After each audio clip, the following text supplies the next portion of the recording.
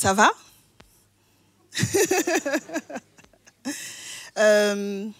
Est-ce que vous pourriez nous dire qui, pour ceux qui veulent bien, vous n'êtes pas obligé de tous répondre, mais qui vous étiez avant et qui vous êtes maintenant? Attendez, pardon. Tiens. Pardon. Ne faites pas les timides. Elles sont timides. Hein. Non, moi, j'ai toujours été à l'église, j'ai toujours connu Dieu. Mais bon, j'ai eu une petite période dans ma vie où, on va dire, c'est quand ma mère elle me forçait d'aller à l'église. Pour le matin, c'était compliqué. Des fois, j'esquivais un peu. Ah, je dors et tout, je suis fatigué. Mais bon, il y a eu une phase où j'ai laissé, j'ai arrêté d'aller à l'église, je sais pas pourquoi. Et le 18 janvier, j'ai eu un accident de voiture. Et c'était un jeudi, en rentrant du travail. Et le dimanche, j'ai décidé d'aller à l'église. Le pasteur, il a fait 2 appels. Je sais pas pourquoi mes larmes, elles ont monté toutes seules. Mais vas-y, j'ai fait le rebelle encore une fois. J'ai fait le rebelle et tout. Et j'ai pas calculé. 2 semaines après, il y a eu les baptêmes. Il a fait un appel. Il a dit ça va pas être un culte comme les autres. Il a fait un appel, etc. J'ai pas calculé. Je faisais le rebelle et tout. Je rigolais et tout. Je faisais passer, on va dire ça sur le ton de l'humour. À un moment donné, mes larmes, elles ont monté. C'était plus fort que moi. Il a fait un dernier appel. Il a dit je vais pas forcer. Je sais qu'il y a une dernière personne qui doit monter. Et d'un coup, j'ai eu un souffle en moi et Amen. mes jambes, elles ont avancé toutes seules. Et... Amen, amen, amen, amen, amen, amen, amen. Amen. Waouh, waouh, waouh.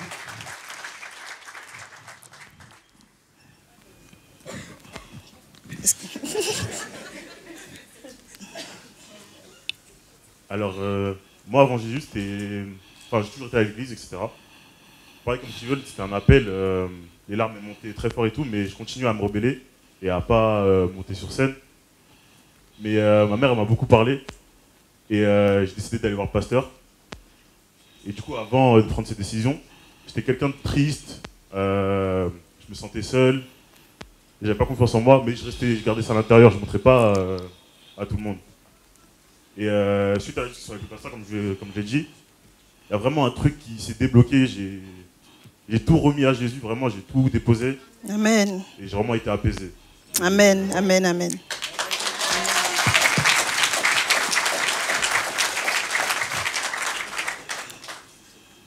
Moi, comme eux aussi, ça a été un appel. J'ai eu mon appel plusieurs fois. J'ai eu un appel plusieurs fois et toujours je renonçais par timidité. Et aujourd'hui, j'ai décidé de donner ma vie à Dieu. Amen, amen.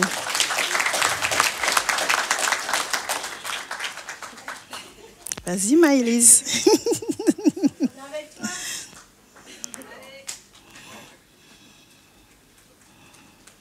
Moi, c'est un peu pareil qu'eux. Vas-y. Il y a eu un appel, pareil, le même qu'eux. Et au début, je voulais pas y aller parce que j'étais trop timide. Mais je sentais au fond de moi que je devais y aller. Et voilà, c'est Dieu qui m'a appelé. Amen, amen, amen. Amen. En effet, parfois le malin, en fait, il nous maintient dans une forme de timidité pour pas qu'on saute le pas. Et aujourd'hui, on glorifie Dieu tous ensemble en famille de Christ parce que vous êtes là. En fait, c'est parce que vous avez pris cette décision, vous avez sauté le pas. Et en fait, pour vous, c'est quoi suivre Jésus?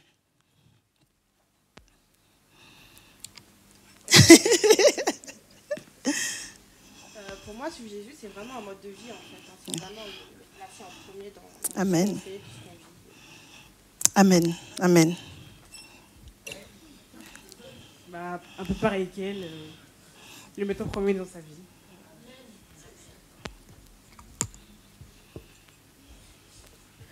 Pour moi, suivre Jésus, c'est un peu, comme je dis, tout lui donner, mes problèmes, mes fardeaux. Amen.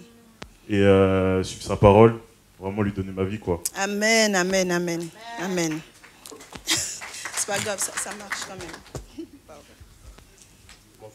Pour moi, en gros, c'est lui donner tous mes problèmes, quand ça va bien, tout remettre dans la prière.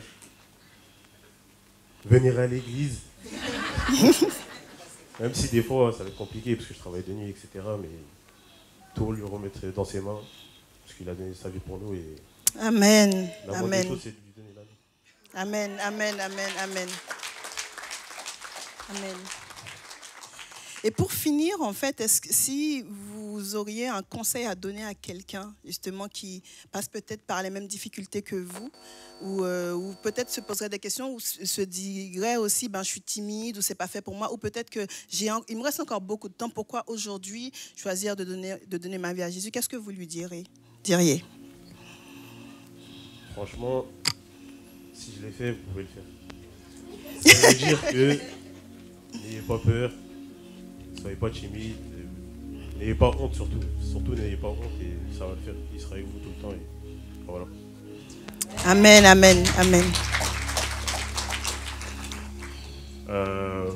Moi, je dirais que si tu cherches à plaire à Dieu, baptise-toi, n'hésite pas, quoi. Attends pas. Amen. Moi, je dirais de vraiment lâcher prise et de tout remettre en Amen. côté. Amen. Moi, je dirais qu'il ne faut pas être timide. Amen. En effet, il faut lâcher prise en fait parce que là on est sur les béatitudes, on sait que en tant qu'être humain on aime beaucoup se suffire à nous-mêmes et là en fait lorsqu'on commence à décortiquer les béatitudes, on comprend qu'il faut vraiment laisser Dieu prendre le contrôle de notre vie, en l'occurrence laisser le Saint-Esprit qui vit en nous, nous conduire et nous laisser diriger par lui en fait. Amen. Et on va du coup passer à la grande étape pour chacun de vous. Donc, est-ce que Maëlys, tu es prête? Donc, je te prie de me suivre. Bonjour à tous. Bonjour, j'espère que vous allez bien. Donc, comme d'habitude, effectivement, pour les baptêmes, on est assez nombreux. Et c'est beau de pouvoir vivre ça en église. C'est une question qu'on se pose à chaque fois, de savoir si on fait les baptêmes en église ou non, sachant qu'effectivement, il y a du monde. On est content vraiment de vous accueillir. Concernant le déroulement justement des baptêmes, t'as froid? Non, ok. Concernant le déroulement des baptêmes, juste pour vous dire que les familles, les invités, vous ne pouvez pas venir devant pour faire les photos, etc., etc. Il y a toute une équipe qui sont là pour filmer ce moment, pour prendre les photos. Et donc, du coup, c'est important de les laisser aussi faire leur travail afin que les baptisés puissent avoir de belles photos de leur baptême et pas plein de gens derrière en train de prendre des photos. Donc, voilà. Et ça facilite aussi le travail de l'équipe de baptême. Sachez aussi qu'il y a des personnes qui sont prévues pour pouvoir les récupérer après le baptême. Donc, même si vous êtes de la famille, même si vous les aimez de tout votre cœur, ne venez pas devant les récupérer. Il y a une équipe qui est prévue pour ça. Donc voilà, ça va pour tout le monde? Waouh, ils sont fatigués ce matin. Okay. Alors du coup, Maëlys, ça va? J'ai le sentiment, est-ce que souvent je pose cette question et j'aime bien la poser dans le sens où en fait, vous savez que le baptême, c'est vraiment un engagement personnel. C'est pas quelqu'un qui nous force, c'est pas quelqu'un qui nous pousse. Et justement, ma première question pour toi, Maëlys, est-ce que tu as été forcé ou tu as décidé par toi-même de suivre Jésus? C'est mon choix à moi. Amen. Vous avez bien entendu? Ok. Alors sur ton choix à toi, sur le choix de suivre Jésus-Christ, je vais te baptiser au nom du Père, du Fils et du Saint-Esprit.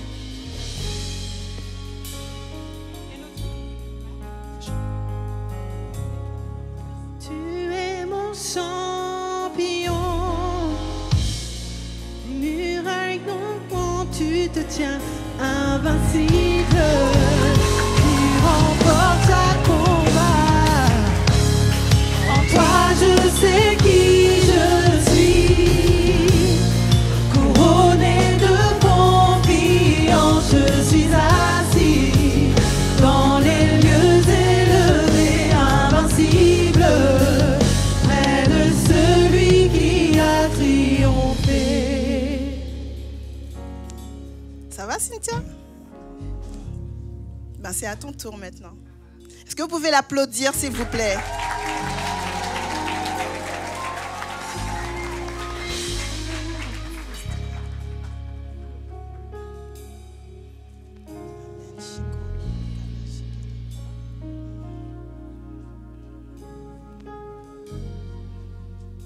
Yes, Cynthia. Tu sais qu'il y en a qui attendent ce jour depuis longtemps. Hein?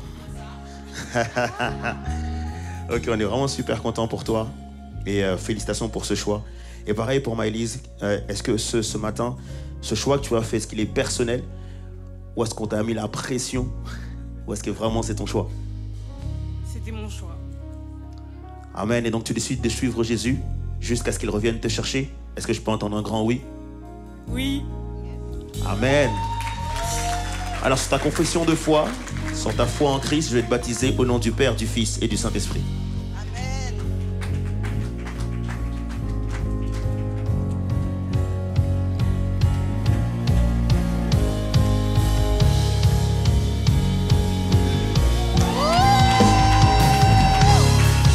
Tu es mon champion. Les géants tombent quand tu te tiens invincible.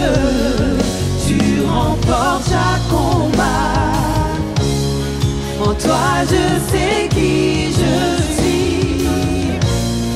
Couronné de confiance, je suis assis dans les lieux élevés, invincible, près de celui qui a triomphé.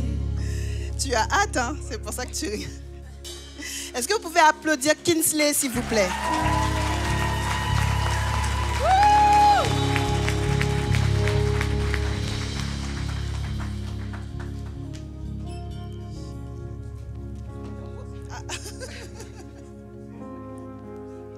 Il est trop pressé, pardon, Kinsley.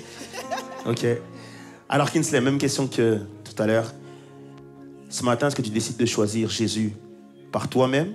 Et est-ce que tu décides de le suivre jusqu'à ce qu'il revienne? Oui! Amen. Sur ta confession de foi, je vais te baptiser au nom du Père, du Fils et du Saint-Esprit.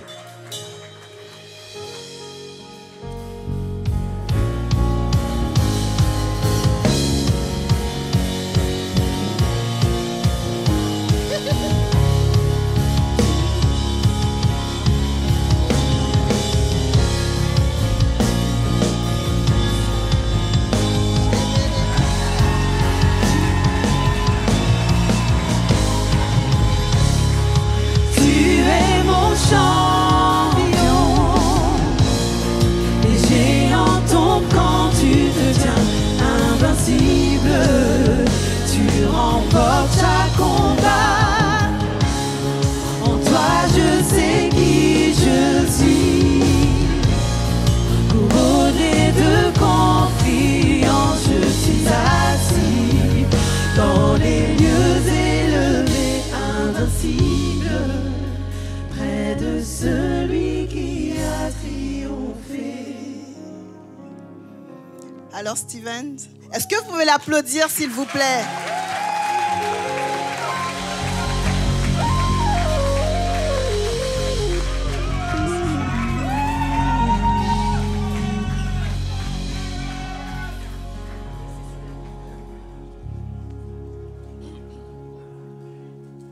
Yes, Steven.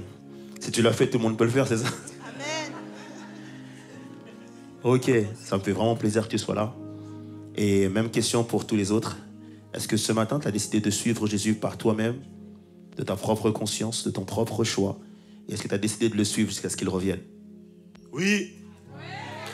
Amen. Sur ta confession de foi, je vais te baptiser au nom du Père, du Fils et du Saint-Esprit.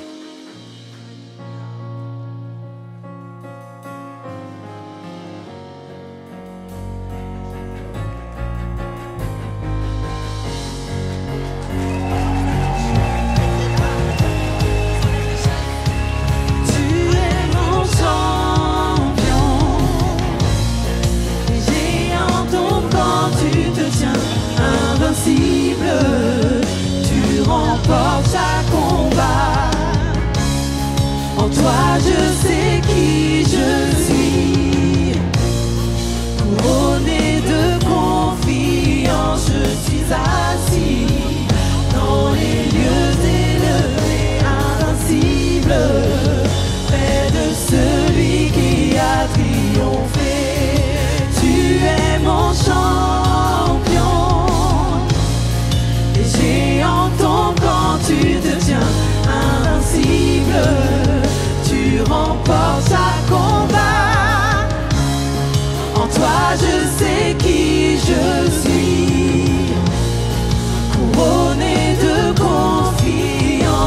suis assis dans les lieux élevés, invincible, près de celui qui a triomphé. C'est pour vous les baptisés. Nous croyons que Dieu a une mission spéciale pour vous et que Dieu vous appelle dans beaucoup de sens du terme.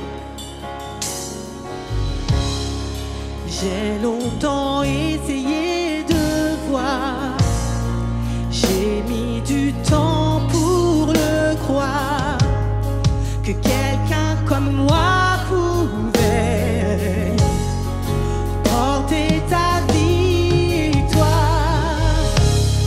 La perfection, je ne l'atteins pas, tu donnes ce que je ne mérite pas. Et tu prends les vases brisés pour les glorifier. Tu es mon champion. Les géants tombent quand tu te tiens invincible. Tu remportes chaque combat.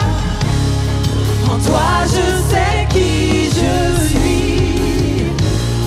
Couronné de confiance, je suis assis dans les lieux élevés, invincible, près de celui qui a triomphé. Tu es mon champion. Les géants tombent quand tu te tiens. Les géants tombent quand tu te tiens invincible. Tu remportes chaque combat. En toi je sais qui je suis. Tu es couronné de confiance. Je suis assis dans les lieux élevés, invincible, près de celui qui a triomphé. Alléluia. Amen, amen, amen. Nous continuons justement dans notre fête. On va bientôt accueillir les 3 prochains baptisés. Est-ce que vous pouvez applaudir? Je ne sais pas si vous vous rendez compte en fait. Aujourd'hui, chacun d'eux renaît de nouveau, dans le sens où vraiment là, ils deviennent tous enfants de Dieu. Ils symbolisent ça en fait, c'est pour ça qu'ils se baptisent. C'est pour témoigner devant vous tous qu'aujourd'hui, ils ne sont plus les personnes qu'elles étaient hier, mais qu'elles ont changé.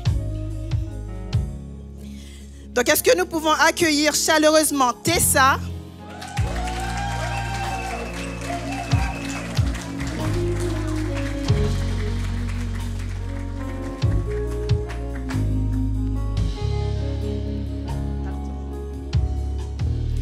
Wayne.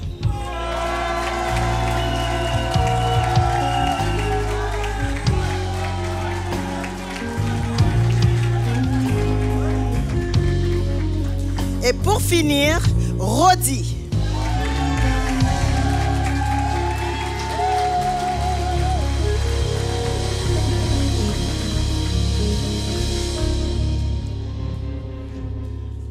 Applaudissez-les encore, s'il vous plaît.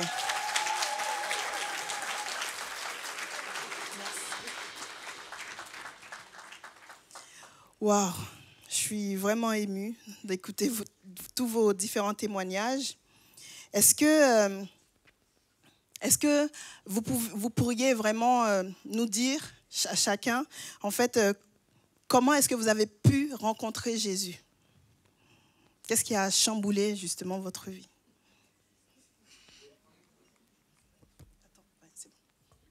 Donc, bonjour à vous tous.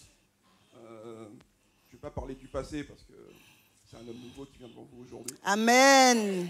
Et je vais juste dire une chose qui me tient à cœur parce que c'est aussi ce qui a fait que je suis venu là. En fait, il y a une phrase qui dit que si quelqu'un est en Christ, une nouvelle créature, Amen. Les choses anciennes sont passées. Voici, toutes choses sont devenues nouvelles. Amen, amen, Et, amen, amen. Aujourd'hui, je ne viens pas en vous présentant la personne que j'étais avant. Parce qu'il n'y a pas longtemps, juste après que ma femme ait fait son baptême, j'ai fait un rêve, on va dire plutôt un cauchemar au début, parce que j'ai dormi agité toute la nuit, j'ai transpiré toute la nuit, et puis bizarrement j'ai fait une prière en disant à l'Éternel que écoute, je sais que maintenant c'est mon heure et que je vais mourir. Et en fait le lendemain matin je me suis réveillé, j'ai dit ça à ma femme, elle m'a dit mais ici c'était l'inverse. Est-ce que cela ne veut pas dire que c'est ton ancien toi qui meurt et que tu renais aujourd'hui? Amen, amen. Donc Jésus a permis que je sois ressuscité. Amen, amen, amen.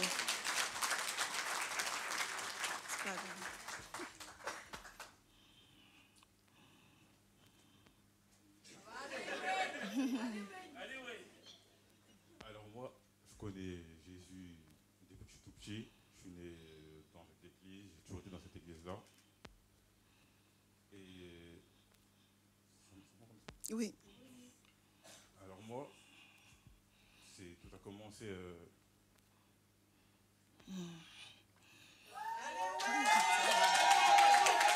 Ça va. Le jour du décès de mon grand-père.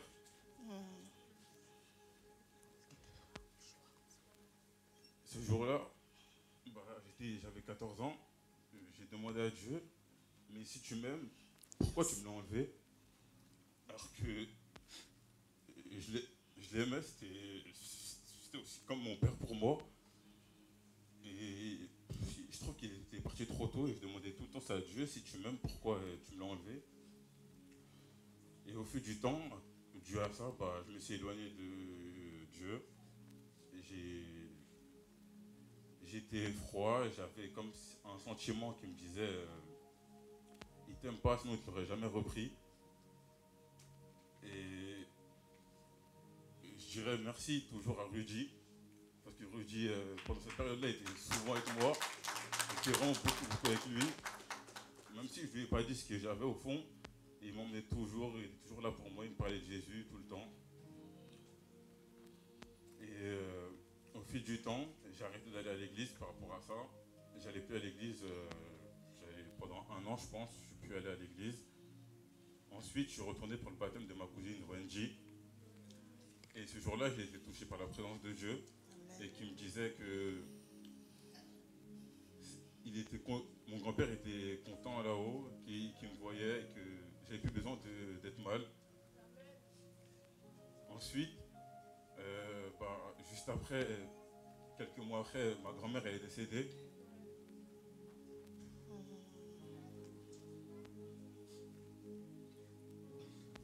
Ma grand-mère est décédée et là, cette fois-ci, j'ai tout remis dans les mains de Dieu. J'ai dit que ça ne va rien de réagir comme la première fois, qu'il fallait tout remettre dans les mains de Dieu.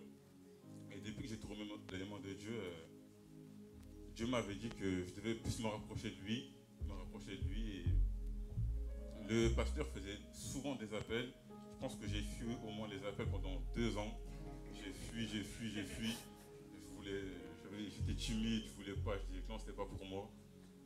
Et le jour de la dernière session de baptême, Jésus il a fait l'appel, Jésus a pris le contrôle de moi-même, il a fait avancer mes jambes tout seul. Et aujourd'hui, je suis là devant vous. Amen.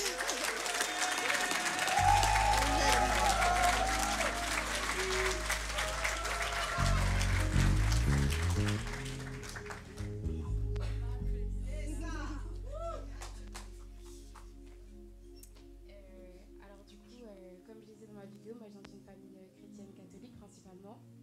Et je suis désolée, je suis super stressée. On pourrait avoir un mouchoir, s'il vous plaît? Et ça fait un moment que je vais à l'église. La première fois que je suis venue dans cette église, c'était il y a quelques années déjà. J'ai ressenti que du bon, ça a été mon évidence comme le nom de l'église. Amen. Et à partir de ce jour, à chaque fois que je venais, j'avais l'impression que les messages, les prédications, c'était pour moi. Toujours, je me sentais touchée. Je finissais toujours par pleurer. Mais je sais pas, il y a quelque chose qui me retenait, j'avais peur. Et là, je suis revenue il y a quelques quelques mois maintenant. Et le jour où je suis revenue, c'était il y a 1 mois et demi. Le jour où je suis revenue, c'était le jour des baptêmes. Oui, c'était des baptêmes. Donc il y a eu un appel. Et j'avais envie d'y aller, mais j'avais peur par timidité, je sais pas. Et après que l'appel soit terminé, j'ai vu Benny, que je connaissais pas, qui m'a dit mais c'est la première fois que je te vois, comment tu te sens et tout. Et je lui ai dit bah ça va, mais j'ai envie d'y aller. Et il m'a dit pourquoi tu n'y es pas allé? Et je lui ai dit bah je sais pas, j'ai peur, je suis timide. Et il m'a poussé à le faire. Il m'a dit mais si tu veux y aller, c'est que c'est pour toi, donc vas-y, je t'emmène et on y va. Et je me suis dit bah en vrai faut que j'arrête d'avoir peur, je suis sûre de ma décision, j'ai besoin de lui, j'ai besoin de Jésus. Et du coup aujourd'hui j'ai décidé de prendre mon baptême. Amen, amen. Amen. Est-ce qu'en un mot, pour terminer, vous pouvez chacun votre tour dire qui est Jésus pour vous?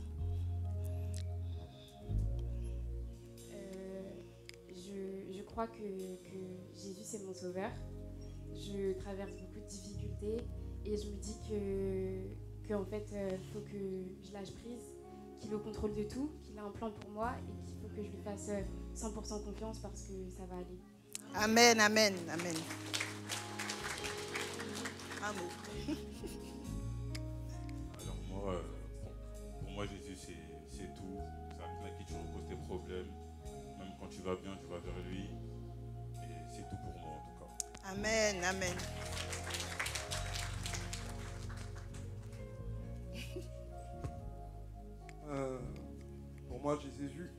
Pour moi, Jésus, c'est celui qui m'a permis d'être là devant vous aujourd'hui.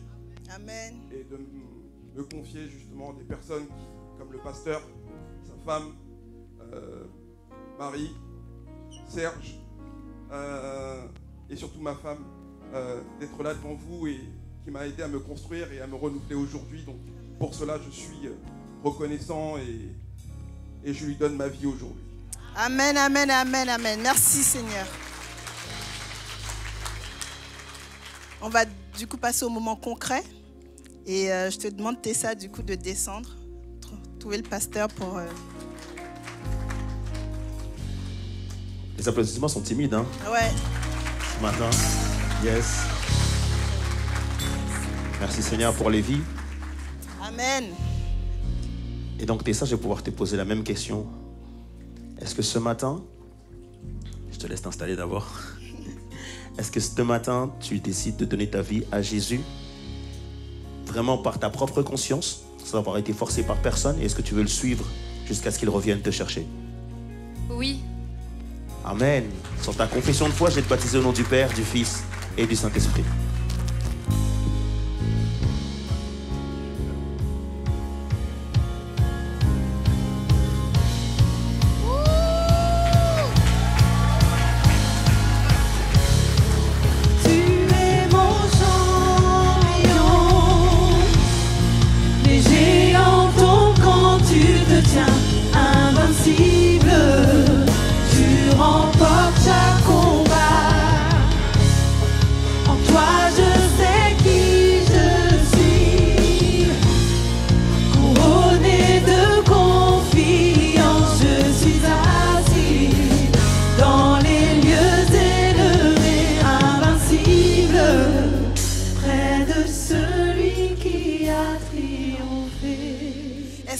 Chaleureusement applaudir Wayne, s'il vous plaît.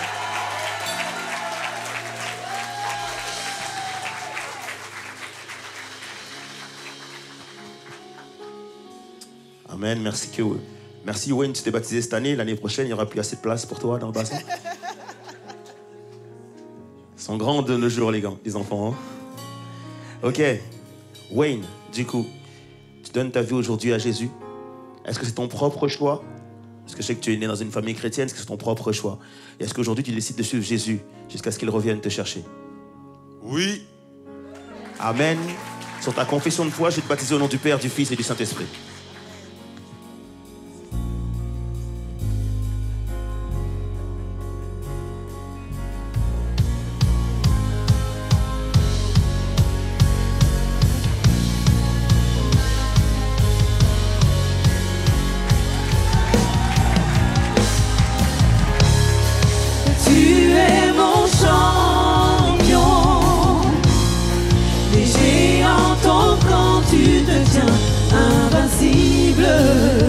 tu remportes chaque combat.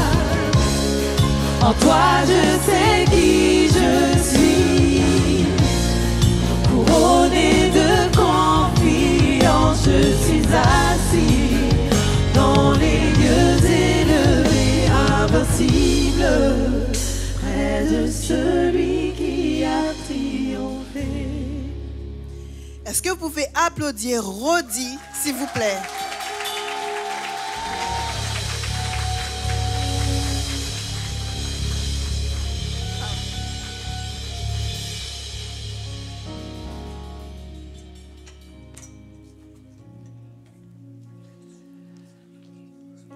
Ok, bonjour Rodi. Je vais te laisser prendre place. Alors, même question pour tous les autres. Est-ce que ce matin, tu décides de donner ta vie à Jésus-Christ de toute ta conscience, à toi personnellement, sans que personne ne t'ait forcé? Est-ce que tu décides de le suivre jusqu'à ce qu'il revienne te chercher? Oui!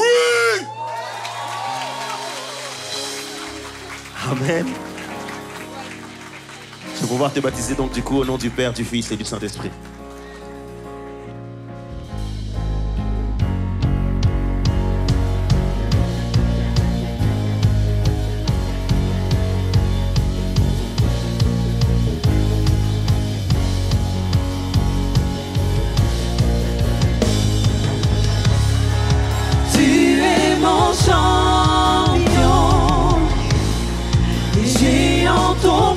Tu te tiens invincible, tu remportes chaque combat. En toi je sais qui je suis. Amen, amen, amen, amen. En effet, mon âme bénit l'Éternel parce que nous sommes à notre deuxième session de baptême pour aujourd'hui. Tout à l'heure, c'était la fête. Je ne sais pas si vous êtes dans la fête, mais moi, je suis dans la joie. Pourquoi? Parce que tout à l'heure, 7 personnes viennent de donner leur vie à Jésus publiquement. Et là, nous savons qu'il y a encore 7 autres personnes qui vont le faire. Et je me réjouis pour ça. Mais applaudissez-les d'avance parce que vraiment, ça va. Le ciel est en fête de savoir qu'il y a des personnes qui publiquement choisissent de dire que j'appartiens à Christ en fait. Donc, sans plus tarder, je vous demande de vous rasseoir et nous allons applaudir dans un premier temps, accueillir dans un premier temps Vanessa.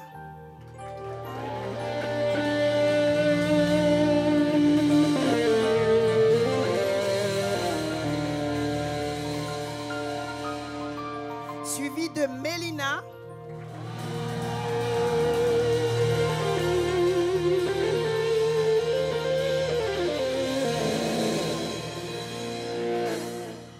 Ebenezer.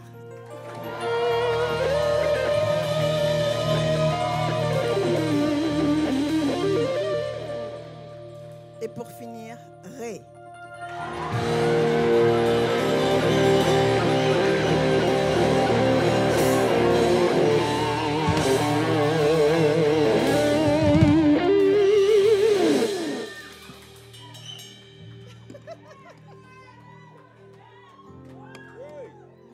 Vous pouvez les applaudir, hein?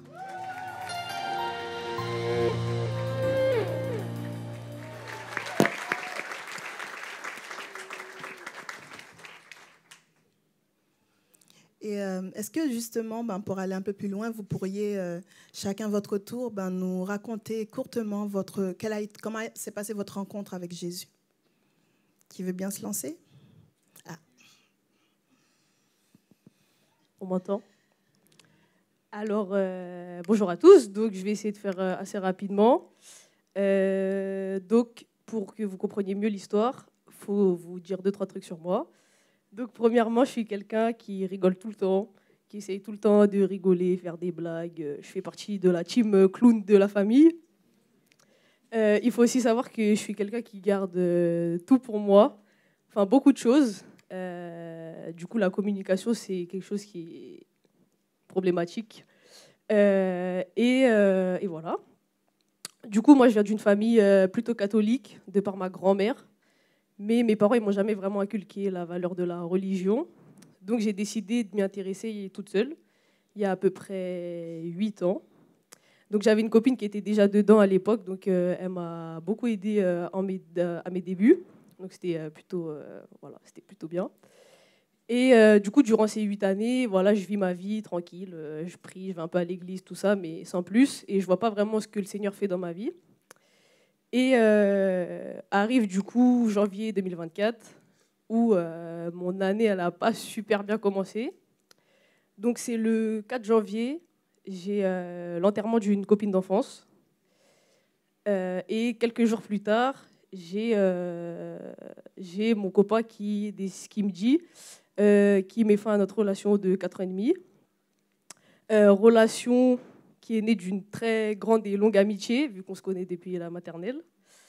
Il faut savoir aussi qu'on a le même groupe de potes et qu'on est dans la même classe. Une relation qui, vers la fin, je pense, j'ai plus été... je suis un peu tombée dans une dépendance affective. Est-ce que tu pourrais justement... Ouais. Du coup, voilà. Donc ça a été très compliqué pour moi à gérer. C'est plutôt mes émotions qui géraient en fait à ma place.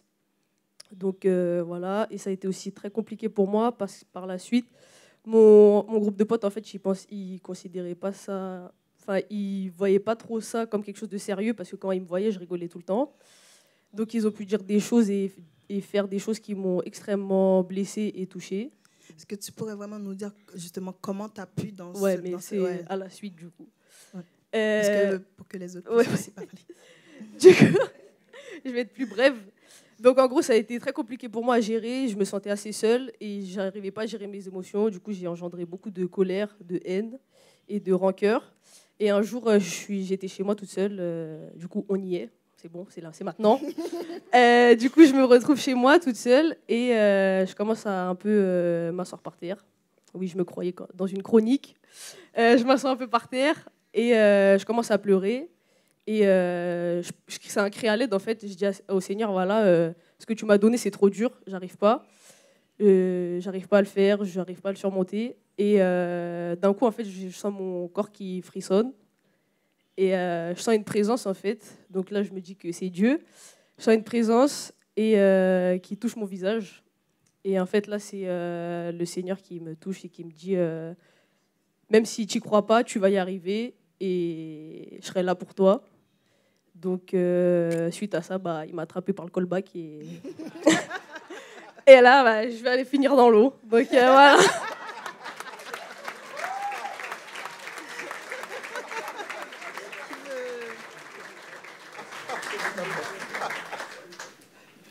Moi aussi, je me lance.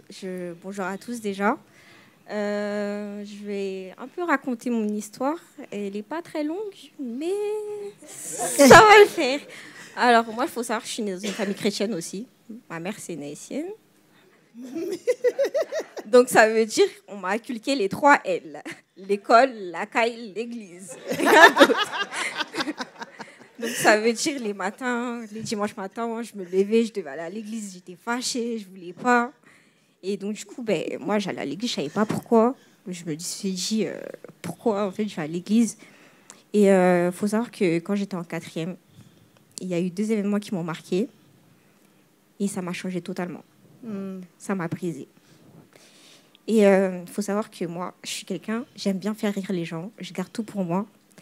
Et on va y arriver. Donc du coup, j'ai gardé tout pour moi. J'ai fait subir ma famille colère, limite des fois je devenais violente. Et je gardais tout pour moi, je me suis enfermée sur moi-même. Et donc du coup, je pouvais pas dire, j'étais pas en dépression, mais je faisais comme si tout allait bien, mais ça allait pas bien. Et après la dernière session de baptême, je me suis dit, non, ça y est, là, en celle de février 2023, pourquoi je suis comme ça? Je comprenais pas. Je me posais beaucoup de questions. Et il y a une fois, je suis sortie avec mon frère et on sortait de l'église. Et il m'a demandé, qu'est-ce que tu as? Je lui ai dit, j'ai rien. Il m'a dit, Vanessa, je sais que tu vas pas bien, qu'est-ce que tu as? Et de là, je lui ai dit tout ce qui m'est arrivé. Que toutes les personnes qui m'ont fait ce mal-là, j'allais jamais les pardonner.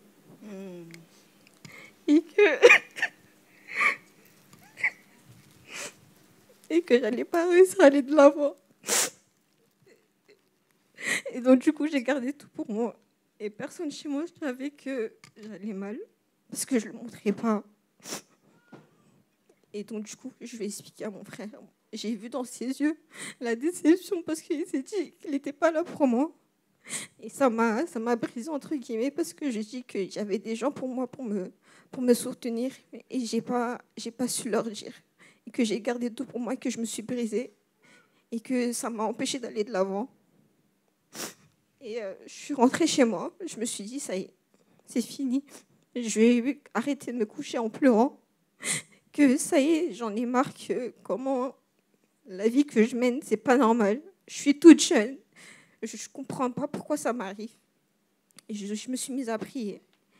Et ces deux-là, il m'a touchée. Il m'a dit, t'es plus toute seule. T'es plus toute seule, tu vas arriver. Que viens à moi. Même si tu es fatiguée, je vais te réconforter. Tu n'es plus toute seule et tu vas aller de l'avant. Et ces deux-là, je me suis dit, je vais me lancer. Et que plus personne d'autre va me dire quoi que ce soit, malgré mon âge. Amen. Amen. Amen.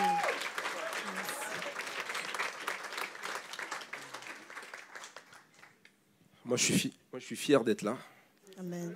Ouais, je suis fier pour mon Dieu. C'est vrai que là, vous avez vu, j'ai 42 ans. On se pose des questions, on se dit, mais ça fait longtemps. Mon père est pasteur. J'allais à l'église souvent. Mais je me posais des questions. Et surtout, je travaillais pour Dieu. Et ces derniers temps, il y a eu la naissance de mon fils le 1er janvier 2023. Et il est parti pour l'éternité, le même jour. Et du coup, il y a eu le déclic. Et c'est à ce moment même que je me suis dit, je vais m'engager pour Dieu. Amen. Et surtout, quand il y a eu l'appel du pasteur Abednego, je crois que c'était au mois de février, donc je me suis dit, parce que je devais courir pour le marathon. Et je me suis dit, non, c'est le moment, il faut y aller. C'est parti. Et donc là, je donne ma vie à Jésus. Amen, amen.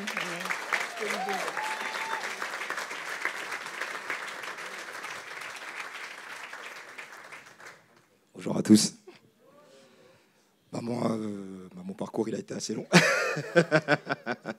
Mais tu veux être court. Je vais être court, je vais être court. Moi aussi, j'ai grandi dans une famille chrétienne. Hein. On connaît, tous les dimanches, on n'avait pas le choix.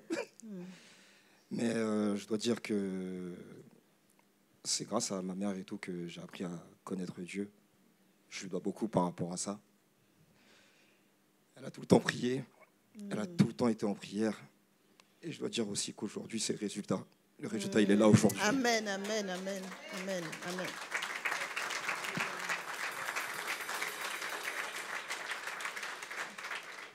Il y a 4 ans, je devais me marier. Et honnêtement, ça a été catastrophique. Plus de mariage. J'ai commencé à être malade, très malade, au point que les médecins avaient des doutes. J'avais une épée de Damoclès sur ma tête, clairement. J'avais perdu une 30aine de kilos. Et à un moment donné, quand j'ai emménagé et tout dans ma première maison, toujours cette même année, il y a eu un soir où je me sentais vraiment pas bien, j'étais triste. Je dis Seigneur et tout, j'ai tout perdu. Et c'est à ce moment-là et tout, il y a un truc qui a résonné qui me disait non, je vais m'occuper de toi. Je vais m'occuper de toi, je ne te lâcherai pas.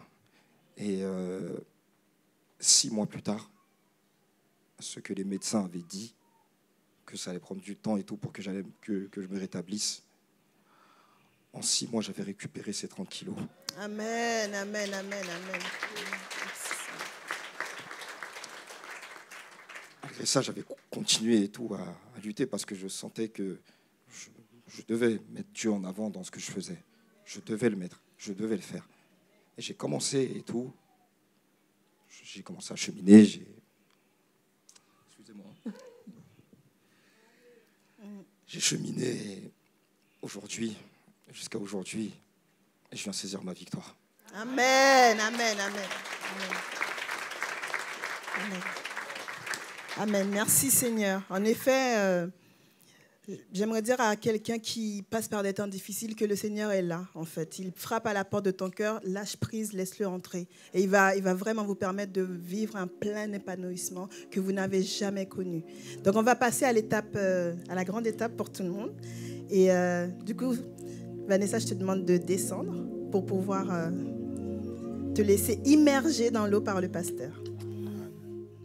Est-ce que vous pouvez l'applaudir, s'il vous plaît? Je vais juste vous demander au niveau du connect, s'il vous plaît, allumer, ou de l'accueil, d'allumer les rails du milieu pour qu'on puisse voir les baptisés lorsqu'ils vont pouvoir rentrer dans l'eau.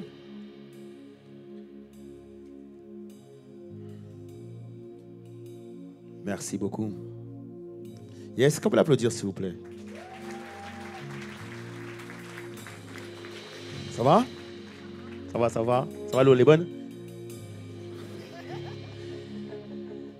Du coup, ma question ce matin, c'est effectivement de savoir, comme tu es né dans une famille chrétienne et que peut-être beaucoup de personnes pensent que c'est sous influence, peut-être que quelqu'un t'a forcé à vouloir prendre ton baptême. On sait que le baptême, c'est un choix d'une bonne conscience, c'est un choix qui doit venir de toi d'abord, de donner ta vie à Christ, étant donné que le Seigneur nous a donné à tous le libre arbitre. Et donc c'est pour ça que je te pose la question à toi ce matin. Du coup, est-ce que tu as décidé de donner ta vie à Jésus, de ta pleine conscience, par toi-même? Est-ce que tu as décidé de le suivre jusqu'à ce qu'il revienne te chercher? Bien sûr. Amen. Alors, sur ta confession de foi, je vais te baptiser au nom du Père, du Fils et du Saint-Esprit.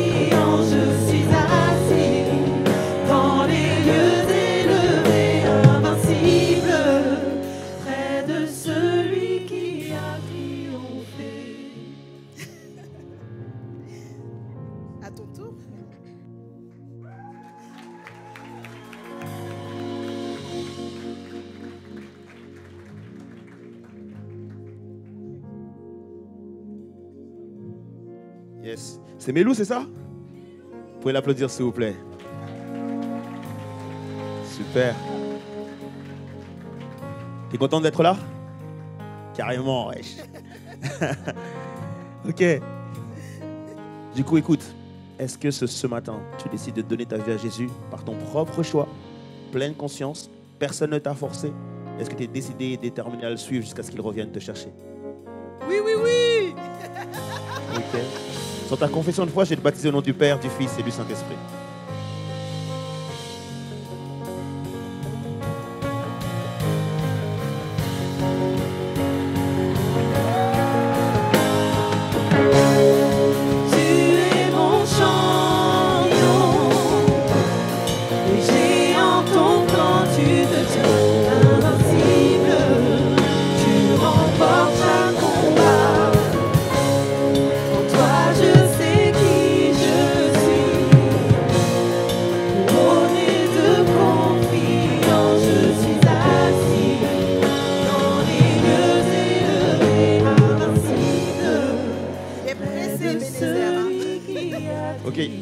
Pour accompagner, s'il vous plaît, Ebenezer? S'il vous plaît, s'il vous plaît. Est-ce qu'on peut l'applaudir, s'il vous plaît? Ok. Super. Eben. Je suis obligé. Je voulais me retenir, mais je suis obligé de le faire. Ebenezer. Jusqu'ici, l'Éternel nous a secourus. Yes. Ah, ton nom, il est fort. Moi, je m'appelle Abednego, je l'ai supporté pendant longtemps. Ton nom, il est chaud. Ok. Qui a dit Shadrach? Sors de là, s'il te plaît. Ok. Et Ben, du coup, ce grand jour finit par arriver. Ça t'a fait rater ton marathon, mais tu viens de rentrer dans un nouveau marathon avec Jésus. Ok. Et je vais te demander si c'est ta pleine conscience, ton propre choix, que personne ne t'a influencé, que tu donnes ta vie à Jésus ce matin et qu'en plus de ça, ben, tu décides de le suivre jusqu'à ce qu'il revienne te chercher. Oui.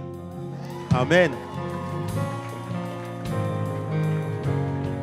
Non, effectivement, il faut le baptiser au nom du Père, du Fils et du Saint-Esprit. Amen.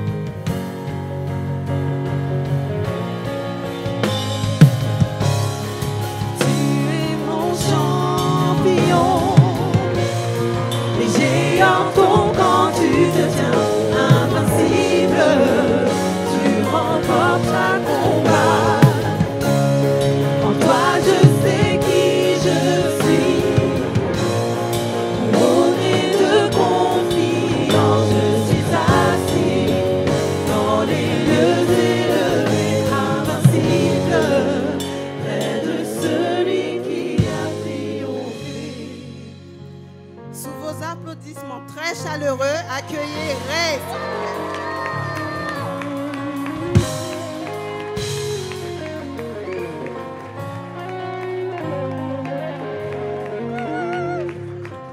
Yes, bienvenue à toi, Ray.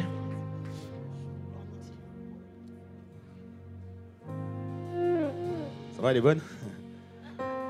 Super. Écoute, Ray, c'est la même question pour tout le monde.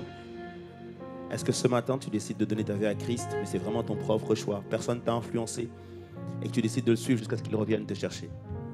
Oui. Amen. Sur ta confession de foi, je vais te baptiser au nom du Père, du Fils et du Saint-Esprit.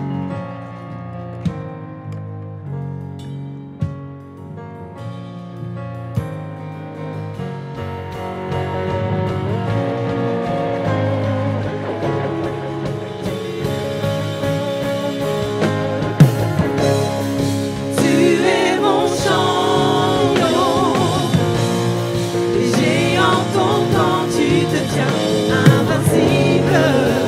Tu remportes chaque combat. En toi je sais qui je suis. Couronné de confiance, je suis assis dans les lieux élevés, invincible, près de celui qui a triomphé. Amen. Nous passons à la prochaine étape, du coup, avec les 3 autres futurs baptisés. Donc, je vous demande d'applaudir Mégane,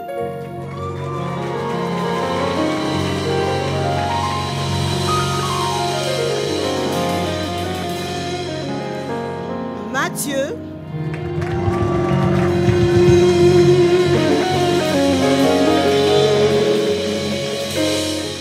et pour finir, Diane.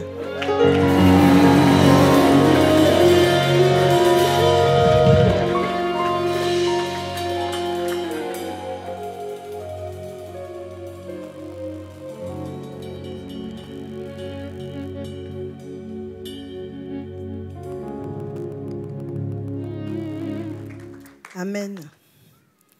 Est-ce que chacun d'entre vous pourrait me dire, qui est Jésus pour vous, en fait? Bonjour à tous. Je m'appelle Mégane et en fait j'ai toujours su que Jésus il existait, mais je lui ai beaucoup tourné le dos, beaucoup de fois. Je vivais par mes propres moyens. J'étais vraiment livrée à moi-même dans un monde comme ça. Je me disais bon, je vis sans insouciance. Et ensuite, il y a un événement qui m'a beaucoup affectée. J'ai perdu ma meilleure amie le jour de mon anniversaire en rentrant de chez moi à la fin de l'accident. Et elle est décédée. Et depuis ce jour-là, j'avais un poids sur mon cœur. Donc je vivais avec un poids énorme sur mon cœur, beaucoup de tristesse, beaucoup de colère. Mais Dieu continuait d'œuvrer dans ma vie, en fait. Malgré ça, il m'arrivait toujours des bonnes choses. Voilà, j'ai une promotion, je suis dans un super travail, etc. Et je me dis, quand même. Et du coup, j'ai une amie, premier week-end de janvier 2024, qui me dit, viens à l'église avec moi. Donc je suis venue à Évidence. Et en fait, quand le pasteur était en train de prêcher, il disait, oui, je sais que vous avez vécu une année 2023 compliquée. Et en effet, c'était mon cas. Et en fait, j'avais un poids sur le cœur. Et en fait, quand plus le pasteur il prêchait, plus je sentais quelque chose qui me travaillait, etc. Et en fait, là, j'ai vraiment tout lâché. J'ai pleuré, j'ai pu extérioriser. Et en fait, c'était le seul endroit où vraiment je pouvais être moi-même et me montrer vulnérable. Amen. Et en fait, j'ai senti Jésus, j'ai senti une puissance me dire, ma fille pleure, je suis là pour toi. Je suis là pour toi. Et en fait, j'ai commencé un peu à me discipliner, à venir quand même à l'église. Et lors de la dernière célébration de baptême, je me suis dit, en fait, c'est le moment, parce que ça fait un moment que j'y pense. Ça fait un moment que j'y pense. Je me dis, Dieu l'a beaucoup fait pour moi, il s'est sacrifié, il m'a sauvé, il nous a tous sauvés. Et je me dis, je pense que c'est le premier pas que je peux faire envers lui, de me baptiser. Je pense que c'est une preuve d'amour, vu que lui, son amour, il est inconditionnel. Amen. Et je me suis dit, non, là, il faut que je me lance, il faut que j'arrête de réfléchir. Et on y va, quoi. Amen. Amen. Amen. Juste me dire qui est Jésus pour toi, du coup. Bonjour, je m'appelle Diane. Jésus, il a changé ma vie. Avant, j'étais quelqu'un de très timide, très triste au quotidien. J'avais peur de tout. De tout. J'ai dû surmonter des choses. J'ai toujours cherché à venir à Jésus-Christ, mais je suis née dans une famille catholique. Et une famille catholique, c'est pas forcément évident. Aujourd'hui, je ne suis pas soutenue avec ma famille. C'est vraiment mon propre choix de donner ma vie à Jésus parce qu'il a changé ma vie, même ma santé au quotidien. C'est lui qui me lève tous les matins. Amen. J'ai subi des gros problèmes de santé. J'ai dû passer des grandes épreuves d'opération qui ont été très dures pour moi. Maintenant, au jour d'aujourd'hui, je sais, il m'a montré plusieurs choses. Et maintenant, au jour d'aujourd'hui, j'arrive à marquer des points, des choses.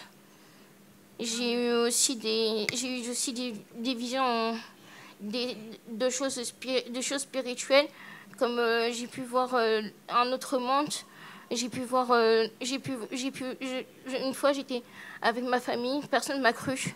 Je ne croyais pas encore en Jésus, je n'avais pas donné ma vie, j'étais toute petite, j'avais 6 ans. Je connais que la religion catholique et chrétienne parce qu'on m'a dit que c'était la même chose quand j'étais petite. On me disait que ça voulait dire la même chose. Et j'ai vu une sorcière dans un marché. J'ai dit à mes parents, regarde, il y a une sorcière. Cette sorcière, elle est venue, elle m'a frappée au niveau des fesses. Et moi, je l'ai vu repartir avec son balai dans un autre monde. Et aujourd'hui, tu comprends que tu es vraiment un enfant de Dieu et que oui. Cette sorcière, elle n'a rien pu faire contre toi. Surtout qu'aujourd'hui, officiellement, tu donnes vraiment ta vie à Jésus-Christ. À Dieu. Parce que personne ne m'a cru. Personne m'a cru. Moi, je savais pas tout ça avant. Mais maintenant, je le sais. J'ai pu marquer des choses, des points sur certaines choses. Quand je raconte des choses à ma famille, j'ai pas de soutien de ma famille. Parce que ma famille, ils ne croient pas. Ils ne croient pas en Jésus. Ils croient pas en Jésus-Christ. Et quand je leur explique des choses par rapport à moi-même, ben, c'est pas évident quand tu es... Ouais, effectivement, c'est... Parce que ce que ma famille m'a dit, quand je vais me faire baptiser, on m'a dit, bah, tu t'es déjà baptisé car tu viens d'une famille catholique. Pourquoi tu vas prendre ton baptême? Bah parce que le Seigneur a changé ma vie et que Jésus, c'est mon sauveur. Amen, amen, amen. Et on va...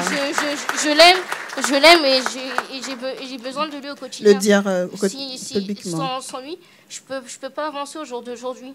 Amen, Donc, amen. C'est vraiment mon sauveur. Amen. Amen. Merci. Merci.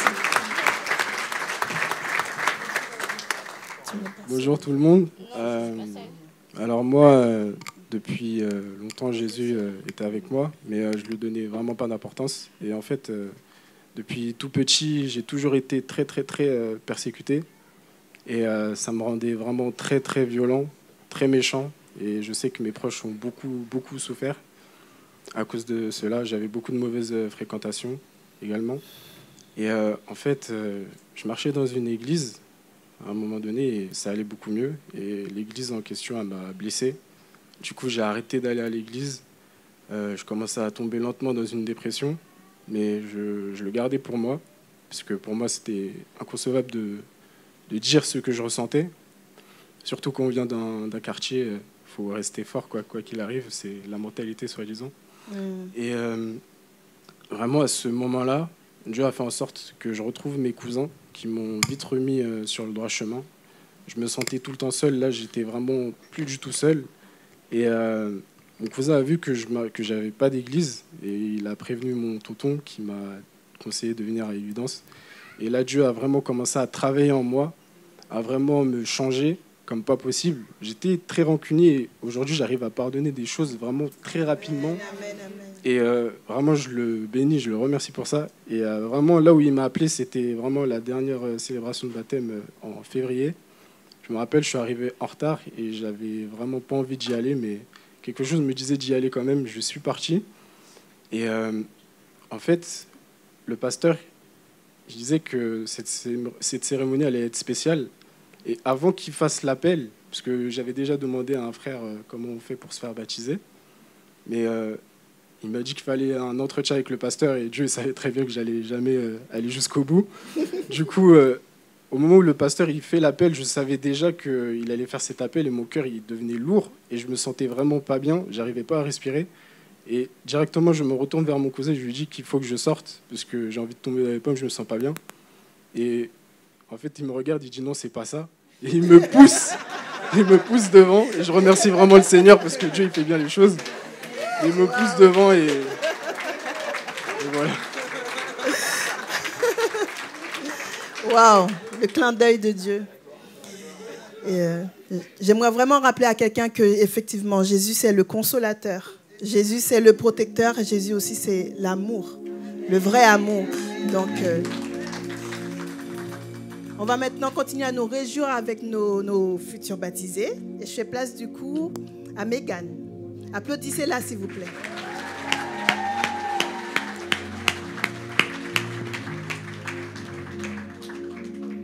Yes, merci à vous d'accueillir Mégane. Bienvenue à toi, Mégane.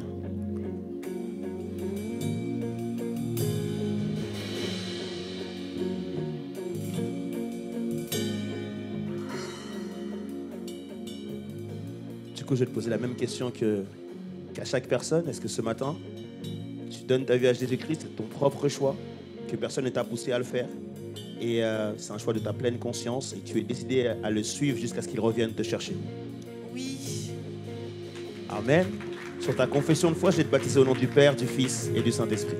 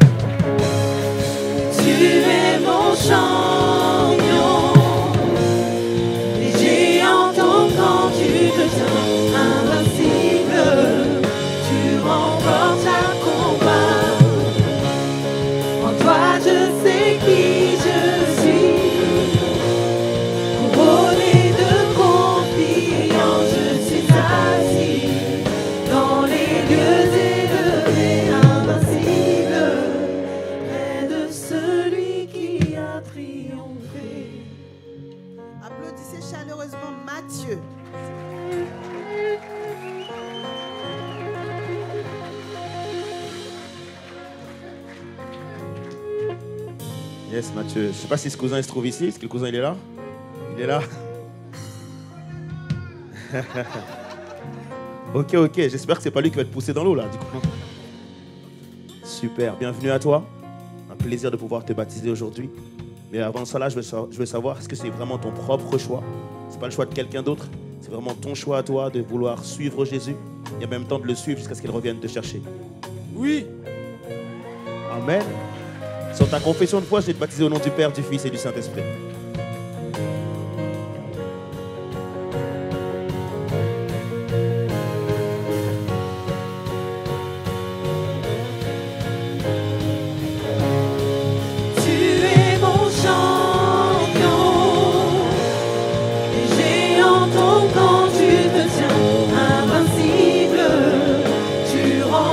Chaque combat. En toi, je sais qui je suis.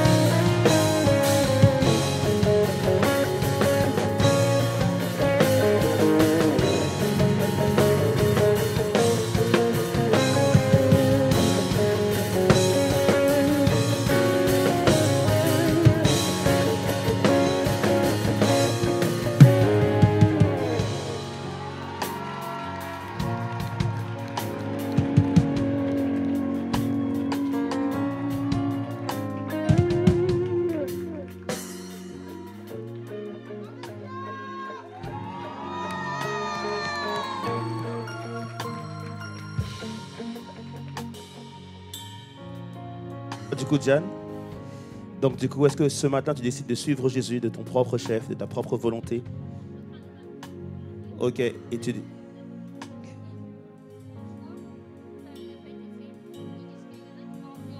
Mais ce n'est pas vrai. C'est moi qui l'ai choisi de mon cœur, Jésus-Christ. Personne ne m'a influencé. Il y a plein de personnes qui m'ont dit... Super, merci à toi, Diane. Sur ta confession de foi, je vais te baptiser au nom du Père, du Fils et du Saint-Esprit.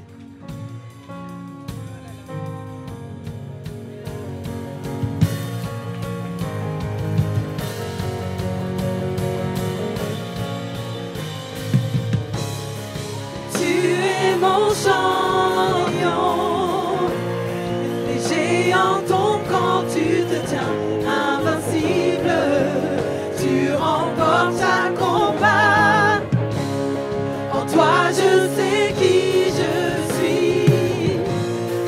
Couronné de confiance, je suis assis dans les lieux élevés, invincible.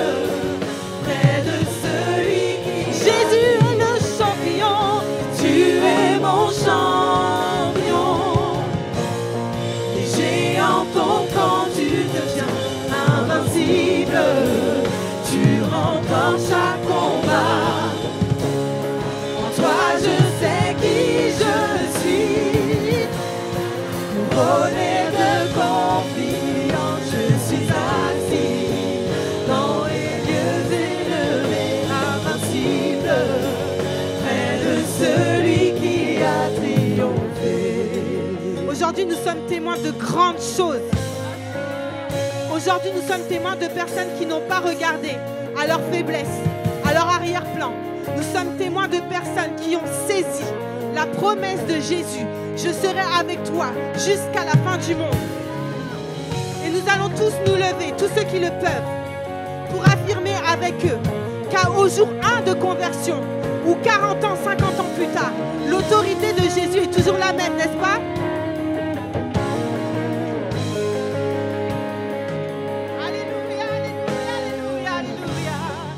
Lorsque j'élève ma voix, les murs tombent. Pense à ta famille. Devant moi. Pense à tes difficultés. Pense à tes murailles. Que Jésus m'a donné. Toi qui pries pour tes enfants. Toi qui pries pour leur conversion. Toi qui pries pour ton mari. Toi qui pries pour ta femme. Toi qui pries pour tes oncles, tes tantes et tes cousins. Car j'ai l'autorité que Jésus m'a donnée, que Jésus m'a donnée. Lorsque j'élève ma voix, les murs tombent, car j'ai l'autorité, Que Jésus a gagné à la croix. que Jésus m'a donnée. Lorsque j'ouvre enfin ma bouche, les miracles se produisent. Car j'ai l'autorité que Jésus m'a donnée. Il est mon champion. Tu es mon champion. Les géants tombent quand tu te tiens invincible. Tu remportes un combat. En toi je sais qui je suis. Couronné de confiance, je suis assis dans les lieux élevés, invincible, près de celui qui a triomphé. Alléluia. Alléluia. Alléluia. Est-ce qu'on peut acclamer Jésus? Est-ce qu'on peut acclamer celui qui a triomphé? Alléluia.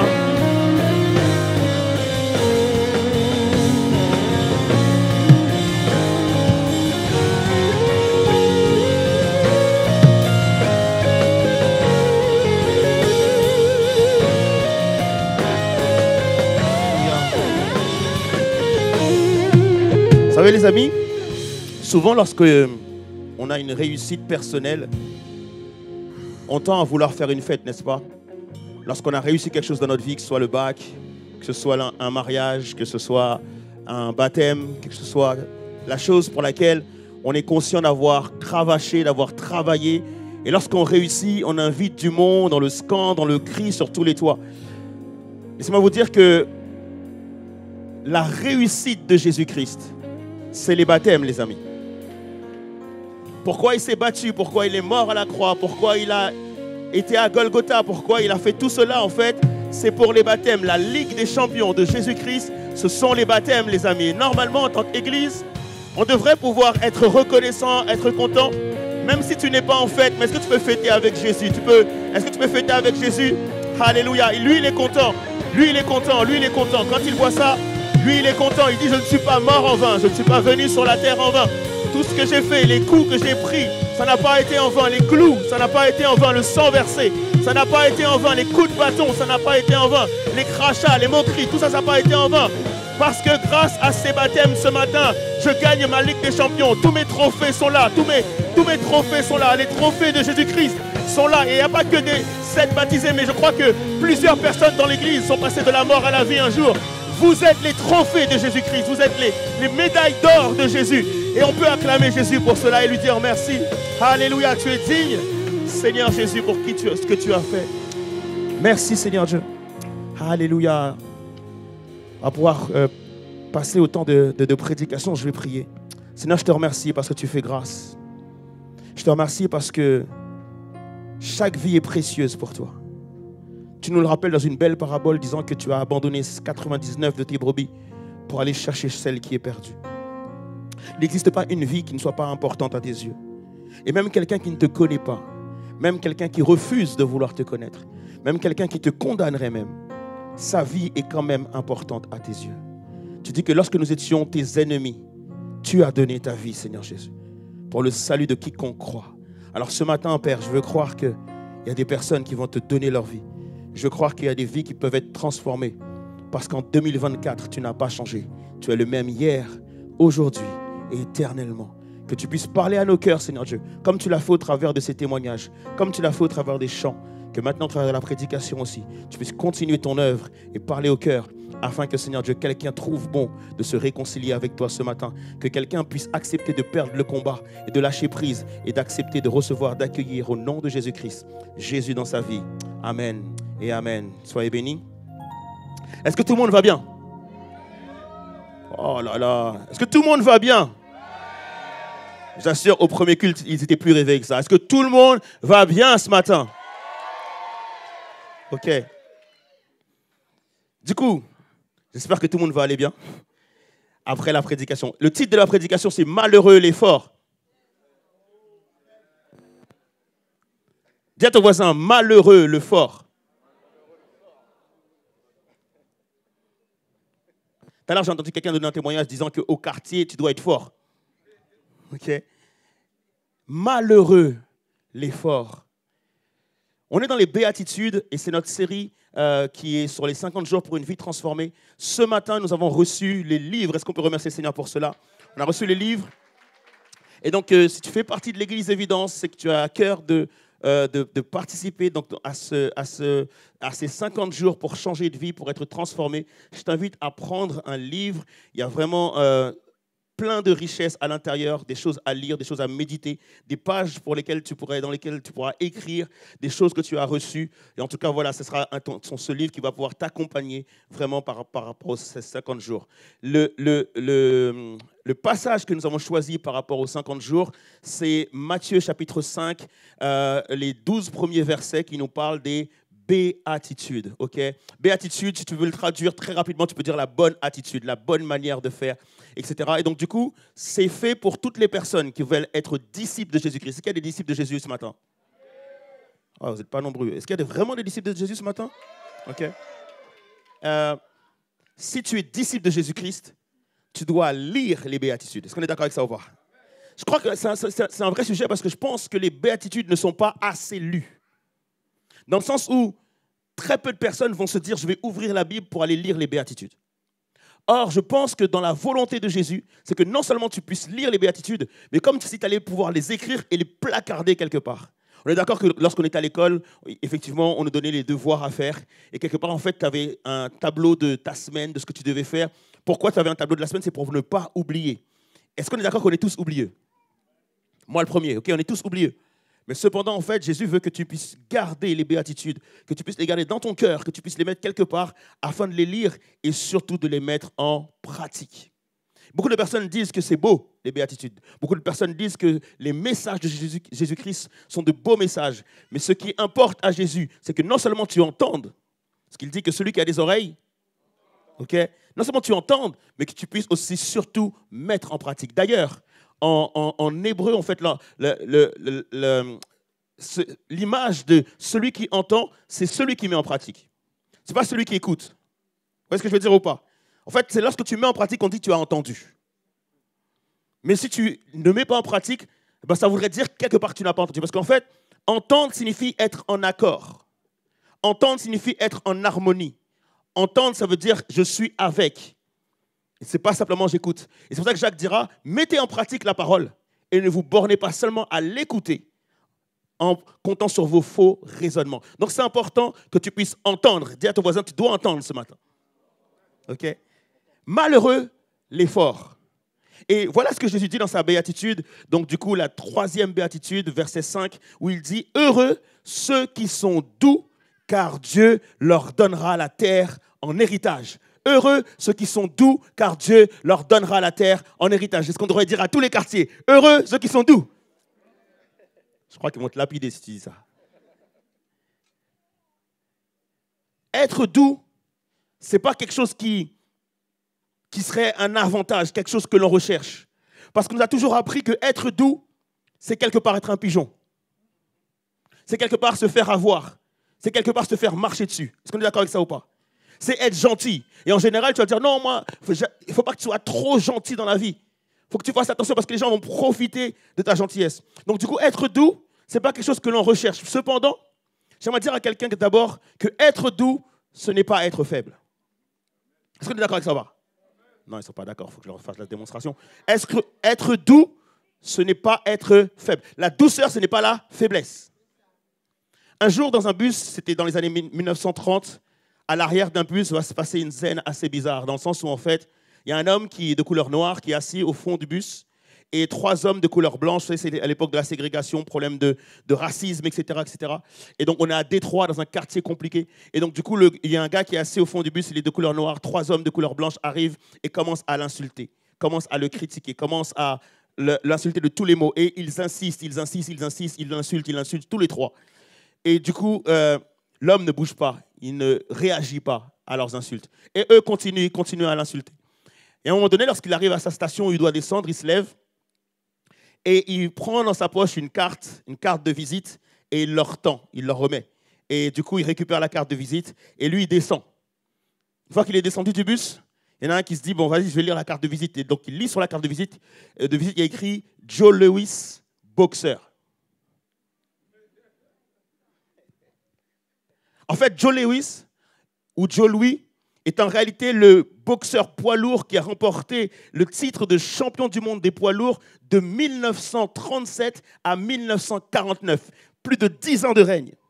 Il est considéré comme étant le meilleur boxeur de tous les temps, le deuxième étant Mohamed Ali. Et donc, Joe Louis avait la capacité de les plier en deux. Est-ce qu'on est d'accord avec ça ou pas? Cependant, il a choisi la douceur. Dis à ton voisin, douceur, ce n'est pas faiblesse. Être doux, en fait, c'est littéralement la puissance ou la force dans le contrôle ou sous contrôle. C'est ça que signifie douceur, ok? Et donc, Jérémie 10, verset 12-13 nous parle de Dieu. Il est dit que l'Éternel, lui, a fait la terre par sa puissance. Il a solidement fondé le monde par sa sagesse et il a déployé le ciel par son intelligence. Quand il fait retentir sa voix, les eaux s'amassent dans le ciel, des nuages s'élèvent des confins de la terre, il fait jaillir l'éclair au milieu des averses, et il fait s'élancer le vent de ses réserves. On est en train de parler là, dans ce texte, de la toute-puissance de Dieu. On dit que lorsque Dieu parle, les choses arrivent. Dieu dit la lumière soit et la lumière fut. Dieu dit qu'il y ait des animaux qui vont peupler les océans et à ce moment-là, il y a des poissons qui arrivent. Au moment où Dieu y parle, quelque chose se prend place. Est-ce qu'on est d'accord avec ça ou pas? Donc tu peux pas imaginer une plus grande puissance, une plus grande capacité.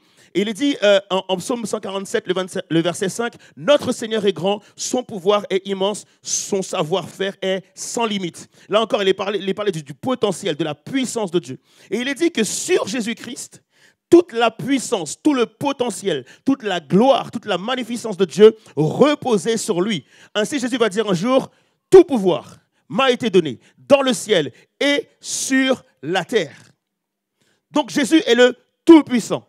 En dehors de lui, il n'y a pas de puissance en réalité. Il n'y a pas plus grand, il n'y a pas plus puissant que lui. Et voici ce que Jésus va dire de lui-même. Un jour, on va lui demander, « Qui es-tu » Et voici ce qu'il va dire. Il va dire en Matthieu 11, 29, il va dire, « Prenez mon joug sur vous et mettez-vous à mon école, car je suis doux et humble de cœur, et vous trouverez le repos pour vous-même. » Jésus, le Tout-Puissant, va se définir, va se décrire comme étant quelqu'un de doux.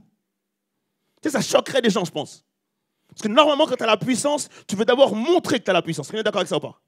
Il y a des personnes qui aiment à ce qu'on leur fasse une réputation de puissance. C'est comme si on te dit, ouais, lui, quand il passe quelque part, l'herbe ne pousse plus. C'est la puissance. Et les hommes aiment ça. Mais Jésus, alors qu'il est tout puissant, il va dire que je suis doux et humble de cœur. Et non seulement il va dire que je le suis, il va le prouver parce qu'il va être l'agneau sans tache, sans défaut, qui va suivre les gens jusqu'à ce qu'on puisse le tuer. Jésus a la force, il a la puissance. Tu sais, un gars qui va dire à la tempête, tais-toi. Et la tempête se tait. C'est pas genre comme s'il le disait et puis la tempête continuait. Non, au moment où il dit à la tempête, tais-toi, il dit au vent de se calmer, la tempête et le vent s'arrêtent. Jésus aurait pu descendre de sa croix et massacrer tout le monde.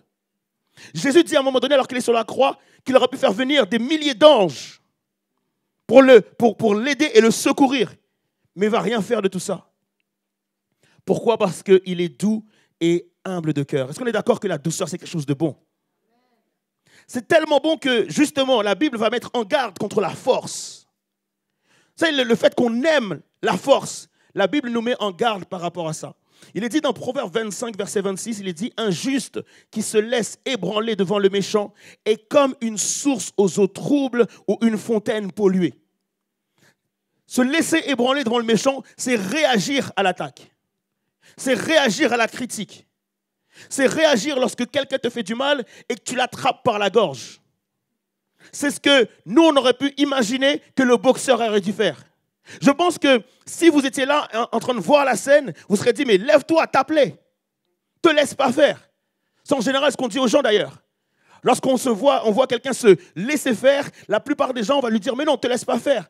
Quand un petit va rentrer de l'école en disant, ouais, ils m'ont tapé, etc., tu vas dire, retourne à l'école, demain tu les tapes tous. Te laisse pas faire. Te laisse pas écraser, te laisse pas piétiner. C'est la réaction humaine. Cependant, la Bible dit que ce type de réaction, c'est comme une fontaine polluée. Tu deviens invivable. Lorsque tu as ce type de cœur, ce type de réaction, tu deviens une personne invivable. On ne peut pas parler avec toi. Dès que quelqu'un te parle, tu es sur la défensive. Dès que quelqu'un te parle, tu es prêt à attaquer, tu es prêt à bouffer les gens. Et la Bible nous met en garde par rapport à ça, alors que le monde nous traite de fort. En fait, il faut vraiment comprendre que le monde et la Bible ne voient pas les choses de la même manière. On a tendance, lorsqu'on voit une scène et qu'on voit quelqu'un à travers quelqu'un, on dit « Oh là là là, qu'est-ce qu'il lui a mis, qu'est-ce qu'il lui a mis ?» Ça, c'est nous. À la fin du collège, lorsque les gens ils se battent, tu dis « Il lui a mis une patate, mon gars. » Ça, c'est nous. Mais ce n'est pas ce que Jésus aurait dit. Jésus aurait dit, mais pourquoi il ne s'est pas contenu? Pourquoi il s'est senti obligé de l'attaquer? Et c'est ça le truc en fait, c'est que l'attaque, c'est quelque chose qui te pousse à le faire. Et ce n'est pas forcément la bonne réaction. Et la Bible dit que lorsque tu réagis comme ça, tu es comme une fontaine polluée. Dans Proverbe 25, verset 28, il est dit, qui ne sait pas se dominer est comme une ville démantelée qui n'a plus de rempart. Tu sais, normalement, justement, la douceur, c'est être capable de se maîtriser. C'est la douceur, l'une des images les plus belles pour la douceur, c'est de dire que c'est comme un cheval, un pur sang, un cheval qui aurait pu, qui aurait pu juste faire tomber la personne qui est au-dessus de lui et s'en aller. Et on sait qu'un cheval, c'est puissant. Si tu prends un coup de pied de cheval, franchement, c'est compliqué. Mais il est dit que cet animal est bridé. Et par la bride, il est rendu obéissant. En réalité, en fait, la douceur, c'est être capable de se brider. Ce n'est pas être faible, mais c'est la force qui est contenue. Et une personne qui ne sait pas se dominer, une personne qui ne sait pas se contenir, est comme une ville démantelée qui n'a plus de remparts. C'est-à-dire que les murailles sont tombées. En gros, tu ne sais plus te contrôler. Tu ne sais plus quoi dire, quoi faire. Tu dis tout ce que tu as envie de dire. Tu fais tout ce que tu as envie de faire. Tu te venges, tu critiques, etc., etc. On dit que tu ne peux pas te contenir parce que tu blesses tout le monde.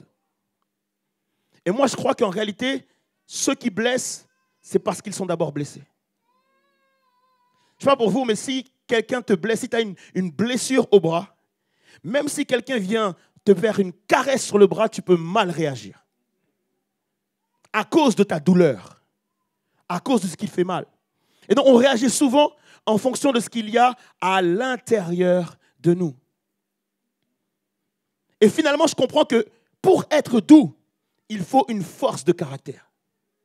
Il faut quelque chose d'une vraie force de caractère pour nous éviter justement de répondre mal pour le mal.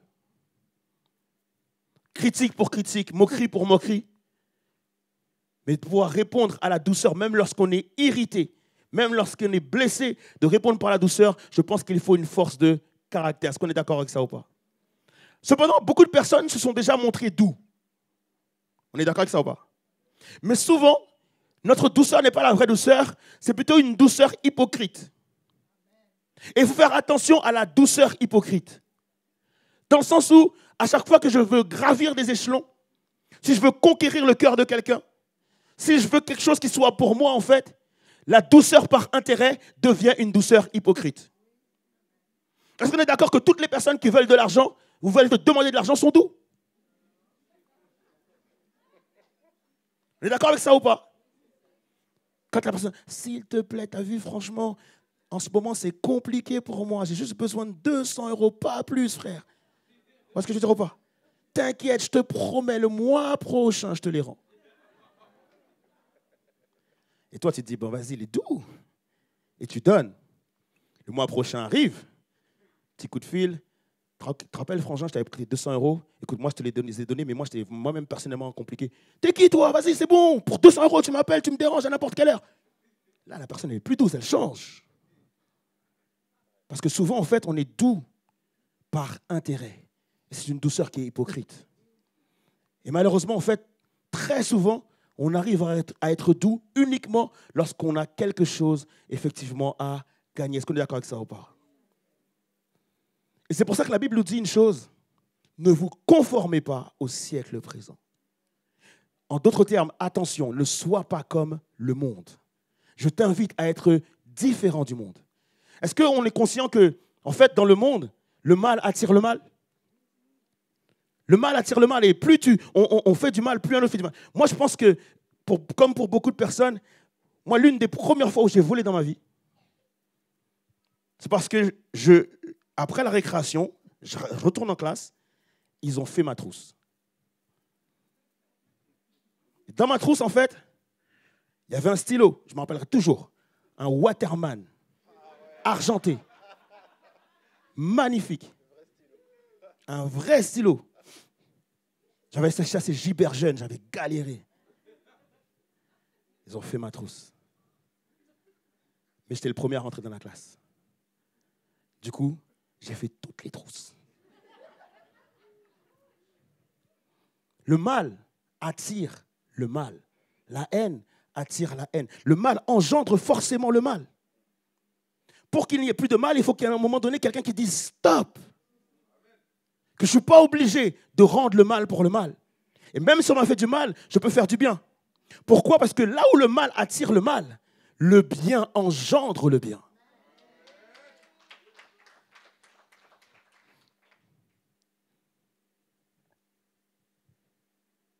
La Bible dit que le royaume de Dieu est pour ceux qui ressemblent aux enfants. Est-ce qu'on est d'accord que les enfants, au tout début, quand ils sont petits, ils partagent? Moi, je me rappelle de mes enfants quand ils étaient petits, tu leur donnes quelque chose et puis ils te disent, tiens papa. C'était trop mignon. Mais le jour où tu les déçois, c'est fini le tiens papa. Le jour où tu te rends compte qu'ils se sont fait avoir peut-être à l'école ou quelque chose comme ça, c'est fini tout ça. Donc on se rend compte que quelque part, quand on est mauvais, c'est parce que le monde nous a appris à être mauvais. Le monde nous a appris à rendre le mal pour le mal. Le monde nous a appris à être de mauvaises personnes. Le monde nous attire à être quelqu'un de mauvais. C'est pour ça qu'il y a un adage qui dit « Il est plus facile de rendre un enfant fort que de réparer un adulte ». La plupart des adultes se font du mal. Pourquoi? Parce qu'on leur a fait du mal avant. Le mal que tu fais, la méfiance que tu as, le manque de confiance que tu as, c'est parce qu'on t'a fait du mal avant. Et tu le retrouves dans toutes les relations, même dans les relations amoureuses. Quelqu'un qui a été resté longtemps avec eux dans une relation amoureuse et qui l'autre est parti, tu t'es senti jeté, tu t'es senti nul, tu t'es comme senti sale. Très souvent, si tu te mets avec quelqu'un d'autre, rapidement, tu risques de le jeter aussi. Pourquoi? Parce que tu rends le mal qu'on t'a fait. Est-ce qu'on est d'accord ce matin que c'est important de pouvoir dire stop? Malheureux les forts, c'est ce que dit la Bible. On est malheureux lorsqu'on est fort. Samson, l'homme le plus fort sur la planète Terre, Samson, capable de tuer un lion à main nue, capable de battre plusieurs Philistins en même temps. Samson est fort. Mais sa force, Dieu lui a donné cette force pour qu'il puisse être le représentant de Dieu, pour qu'il puisse être une bénédiction pour le peuple d'Israël. Problème, c'est que Samson aime trop les femmes. Samson ne peut pas voir une fille marcher. Ça le perturbe. Et du coup, à cause de ça, Samson va avoir une première femme, une deuxième, et ensuite il va voir Dalila, la Philistine. Il va se mettre avec et il va commencer à se glorifier de sa force. Et à cause de ça, il va perdre sa force. Et à cause de lui, il va galérer pour pouvoir retrouver et se réconcilier avec Dieu. Un autre homme très fort, cette fois-ci, ce n'est pas la force physique, mais c'est la sagesse. Salomon. Il a prié, Seigneur, accorde-moi la sagesse. Je ne veux pas de richesse, je ne veux pas d'argent, je veux la sagesse. Tu dis, waouh, quelle prière. Et Dieu lui accorde la sagesse et devient l'homme le plus sage que la terre ait connu, Salomon. Mais lui, il aimait 10 fois plus les femmes que Samson. Et pareil, comme il a la sagesse, les gens commencent à l'aduler, les gens commencent à l'acclamer. Les filles viennent de différentes contrées pour pouvoir le rencontrer. Et du coup, effectivement, il exerce la sagesse. Mais un jour, à cause de cela, il va tomber dans le péché. Et il va causer la ruine du peuple d'Israël. Et de toute la royauté ensuite. Paul, conversion extraordinaire. Il tombe face contre terre. L'Esprit de Dieu le touche. Il donne sa vie à Jésus-Christ. Il est aveugle, on prie pour lui. Et du coup, il voit. Mais sauf que Paul, il ne faut pas oublier qu'il a été enseigné dans les plus grandes des écoles. Et un jour, il va dire, à cause de mon orgueil, une écharde était dans ma chair. J'ai prié et Dieu ne me l'a pas enlevé. J'étais obligé d'accepter le fait que la grâce de Dieu me suffisait. Mais il précise bien que l'écharde dans sa chair, c'est à cause de l'orgueil. Malheureux les forts, les amis. Il y a plusieurs types de force. Très souvent, les gens pensent que la force, c'est la force physique. Et il y en a beaucoup qui vont dire, ah, moi, la force physique, moi, je n'ai pas ça, donc forcément, je suis quelqu'un de doux. Non. Il y en a plein qui n'ont pas de force physique, mais qui ont une autre force qui est peut-être même pire que la force physique. L'une des plus grandes forces s'exerce avec la chose la plus petite dans le corps, la langue. La langue, les amis. Il n'y a pas de biceps dans la langue, on est d'accord avec ça ou pas? Mais la langue est plus forte que les plus grands biceps qui existent. Là où un gars peut mettre une personne par terre par sa force physique, la langue peut détruire toute une famille. La langue peut rendre ennemi plein de personnes. Beaucoup de personnes ici qui ont besoin de restauration, c'est à cause d'une langue. Parce que quand tu avais 4, 5, 6 ans, on t'a dit quelque chose que tu n'arrives toujours pas à te débarrasser. La force, ce n'est pas simplement la force physique. Parfois, il y en a beaucoup qui exercent trop le pouvoir de la langue. Moi, t'inquiète, je vais leur faire voir qui je suis. Moi, s'il me parle, t'inquiète. Tu vois, il peut s'attaquer à tout le monde dans l'entreprise, mais moi, s'il vient me voir là, t'inquiète, je suis là pour lui. La langue, les amis. Parfois, ce n'est pas la langue, c'est le jugement. Pourquoi? Parce que quelqu'un a fait pire que toi, ou quelqu'un est dans le péché. Tu sais, lorsque quelqu'un pêche, tu sais, ça permet à tous les autres d'oublier leur propre péché. Lorsque quelqu'un tombe, ça permet à toi de pouvoir t'oublier, de te dire, ah, t'as vu? T'as vu ce qu'elle a fait? Oh là là là là là là. Et souvent, en fait, on va se permettre de juger les gens et oublier nos propres péchés. Je vais dire à quelqu'un ce matin, si tu es là, c'est parce que Christ est mort pour toi. Pas parce que tu es meilleur que quelqu'un d'autre, mais parce que Christ, il est mort pour toi. Le jugement, attention à ça, les amis. Il y en a qui n'ont ni la langue, ni le jugement, mais qui sont fourbes. Jacob, tu es moins fort que Saül. Mais la fourberie. Et il y en a qui sont forts dedans. Le fait de raconter des mensonges, le fait de soulever les gens, les gens qui sont pervers narcissiques, qui sont capables de se faire bien voir par tous et qui écrasent les autres grâce, effectivement, à leur fourberie. Certains, c'est parce qu'ils ont obtenu un statut. Tu sais, le gars, il rentre dans l'entreprise, il est juste simple, il est stagiaire, etc., etc. Et puis un jour, on voit qu'il manage bien, qu'il fait les choses bien, etc., etc. Et on le met manager. À ce moment-là, il prend le dessus, il se venge sur tout le monde. Parce qu'on lui a donné un statut. Beaucoup de personnes aussi sont pas forcément forts physiquement, mais des fois, c'est un statut social. Des fois, c'est parce que tu as la puissance financière. Tu as beaucoup d'argent. Il y en a, c'est parce que c'est la force au volant. Là, je pense qu'il y a beaucoup de personnes qui vont se reconnaître là-dedans. Il y en a qui sont forts au volant. Des fois, tu es en voiture comme ça, tu as un feu. Le feu passe au vert. Tu regardes là, dans le rétroviseur, tu vois, derrière, c'est une petite mamie. Pip, pip, pip. Agressive. Parce qu'elle est au volant. Des fois, tu te dis, vas-y, viens, on descend, on va voir ce que... Je vous assure, en fait, il y a tellement de personnes, à partir du moment où ils obtiennent quelque chose sur lequel ils sont forts, automatiquement, ils écrasent les gens. Automatiquement, ils brisent les gens. Et même toi qui te dirais, non, mais non, moi, je ne suis pas fort, attends que tu sois riche. Non, non, non, attends que tu puisses avoir une position. Attends que tu puisses occuper un statut. Et là, on va voir qui tu es véritablement. Parce que tout le temps qu'on n'a pas obtenu le statut, on est doux parce qu'on veut gravir les échelons par la douceur. Mais dès qu'on obtient le statut, on risque de devenir quelqu'un de méchant. Tout ça pour dire que finalement, je comprends que la douceur n'est pas innée. La douceur, ce n'est pas quelque chose de naturel. Naturellement, tu peux avoir une fausse douceur, mais la vraie douceur, ce n'est pas quelque chose de naturel. C'est quelque chose qui est spirituel. Et Paul dit que cela vient du fruit de l'esprit. Ça vient du fruit de l'esprit. En fait, tu as besoin de l'esprit de Dieu pour devenir doux. Je crois que toutes les choses qu'on doit gagner en termes de caractère pour ressembler à Jésus-Christ, nous avons besoin de Jésus pour le faire. À un moment donné, il faut se rendre compte que nous ne sommes pas doux. Il faut se rendre compte que ma langue a brisé des vies. Il faut se rendre compte que mes actions, ma manière d'agir, ma manière de faire, j'ai piétiné des gens, j'ai fait du mal à des gens. Il y a des gens qui souffrent encore aujourd'hui à cause de moi. Ça, c'est mon homme naturel. Mais je comprends que si je veux arrêter de faire cela, je dois revêtir l'homme nouveau, je dois revêtir l'homme spirituel et je dois commencer à produire le fruit de l'esprit. Je comprends que personne ne peut ressembler à Jésus sans Jésus.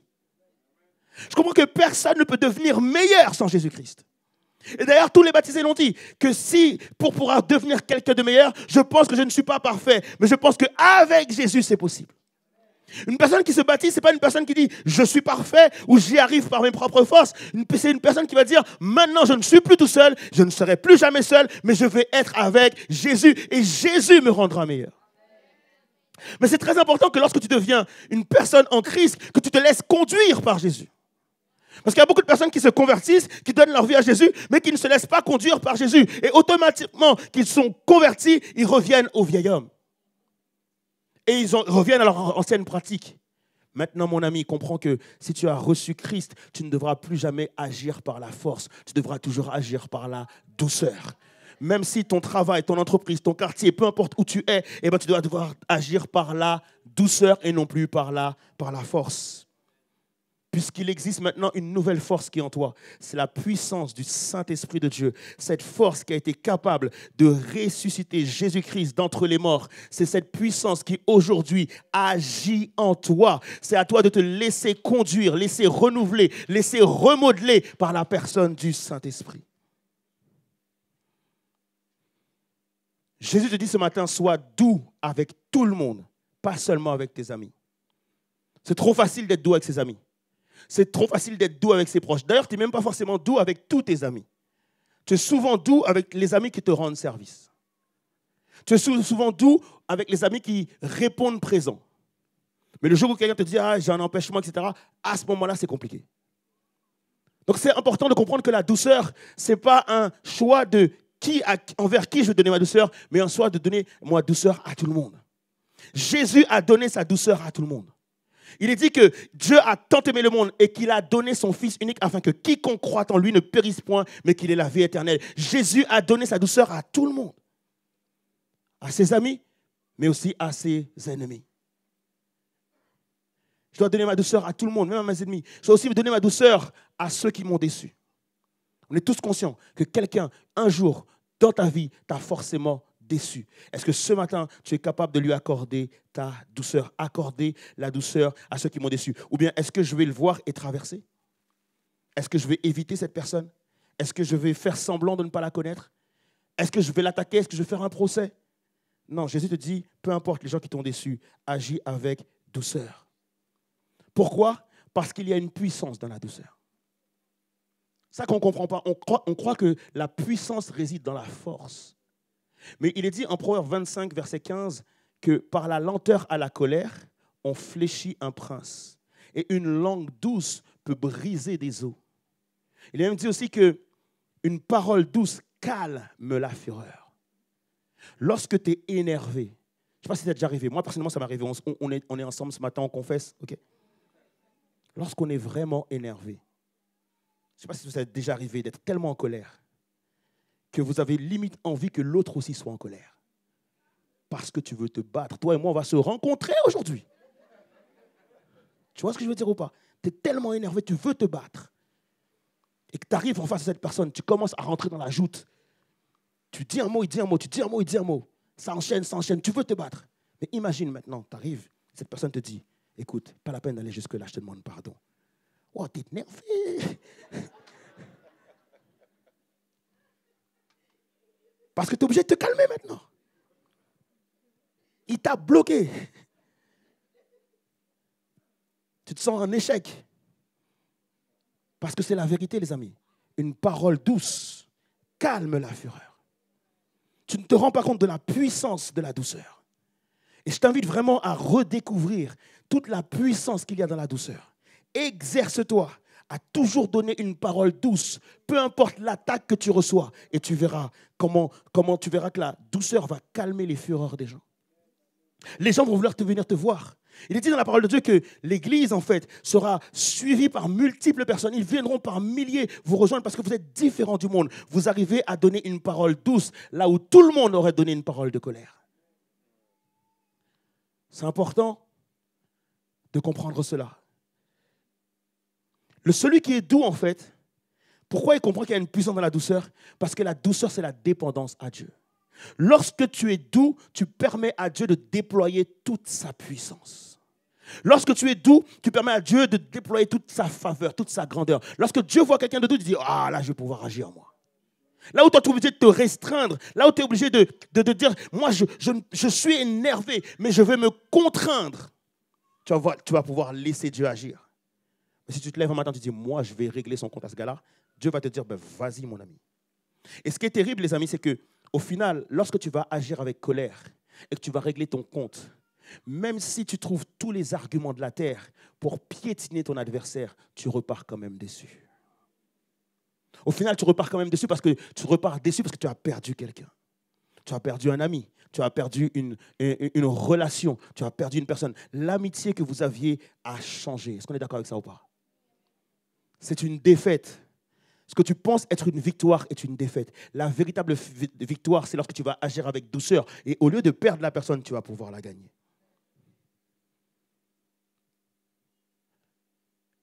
Être dépendant de Dieu. Vous savez, dans la vie, il ne peut y avoir qu'un seul architecte.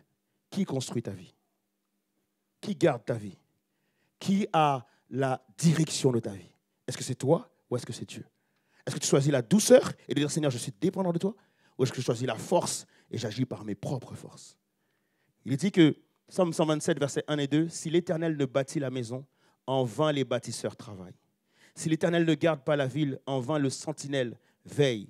Oui, il est vain de vous lever très tôt et de vous coucher très tard et de vous donner tant de peine pour gagner votre pain, car Dieu en donne autant à ceux qui lui sont chers pendant qu'ils dorment.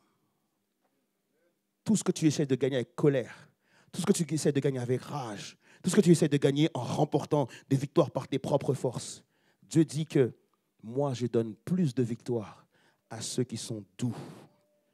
À ceux qui sont doux. C'est important d'avoir de la douceur. Pourquoi? Parce que le plus beau modèle de douceur, c'est Jésus-Christ. Jésus-Christ est le prince de ce monde, le roi de la terre, le tout-puissant, le Dieu fort et grand. Toute la puissance de Dieu réside en lui. Mais voici ce qu'il dit en Philippiens 2, verset 7-11. Mais lui, il s'est dépouillé lui-même. Il a pris la condition d'un serviteur en se rendant semblable aux hommes, se trouvant ainsi reconnu à son aspect comme un simple homme. Il s'abaissa lui-même en devenant obéissant jusqu'à subir la mort. Oui, la mort sur la croix. Et alors c'est pourquoi Dieu l'a élevé à la plus haute place et lui a donné le nom qui est au-dessus de tout nom, pour qu'au nom de Jésus-Christ, tout être s'agenouille dans les cieux, sur la terre et jusque sous la terre, et que chacun déclare Jésus-Christ est Seigneur à la gloire de Dieu le Père. Celui qui sera glorifié, celui qui sera élevé, c'est celui qui fera preuve d'humilité, c'est celui qui fera preuve de douceur. Il y a quelque chose entre l'humilité et la douceur. Parce que l'humilité, ce n'est pas être faible. Au contraire, c'est celui qui est haut placé et qui va servir les autres. L'humilité, c'est le roi qui se fait serviteur. La douceur, c'est celui qui est fort, mais qui va contraindre, qui va garder sa force pour répondre par la douceur. Et c'est ce que Jésus-Christ a fait. J'ai envie de t'inviter ce matin, parce que je crois que Jésus veut faire un travail dans nos cœurs. Dans les cœurs des baptisés, dans le cœur de tous ceux qui sont là. Même si tu nous visites ce matin, mais Jésus veut te visiter toi. Jésus veut te rencontrer toi. Il y a une douceur en Christ que tu as besoin ce matin. Il y a une douceur en Jésus dont tu as besoin pour tes propres relations. Parce que tu as des relations qui sont brisées à cause de ta haine, à cause de ta colère. Je ne dis pas que tu es coupable, tu es peut-être victime. Mais même si tu es victime, ça ne nécessite pas que tu agisses avec colère. Il y a une douceur que Jésus veut placer dans le cœur de quelqu'un ce matin. Alors je vais vous inviter à tous vous lever. Alléluia. Et te poser une première question à toi ce matin. Est-ce que tu es doux envers toi-même? Ce matin, est-ce que tu es doux envers toi-même? Est-ce que tu apprécies la personne que tu es? Est-ce que tu t'es pardonné? Est-ce que tu es doux envers toi-même? Ou est-ce que tu es dur envers toi-même? Est-ce que tu te dis tout souvent, je suis nul, je ne vais pas y arriver, moi je suis incapable, moi je n'ai pas de connaissances, je n'ai pas de diplôme, etc., etc. Toutes les condamnations que des fois on se dit. Jésus te dit ce matin, si ta vie est en Christ, il n'y a plus aucune condamnation pour ceux qui sont en Jésus.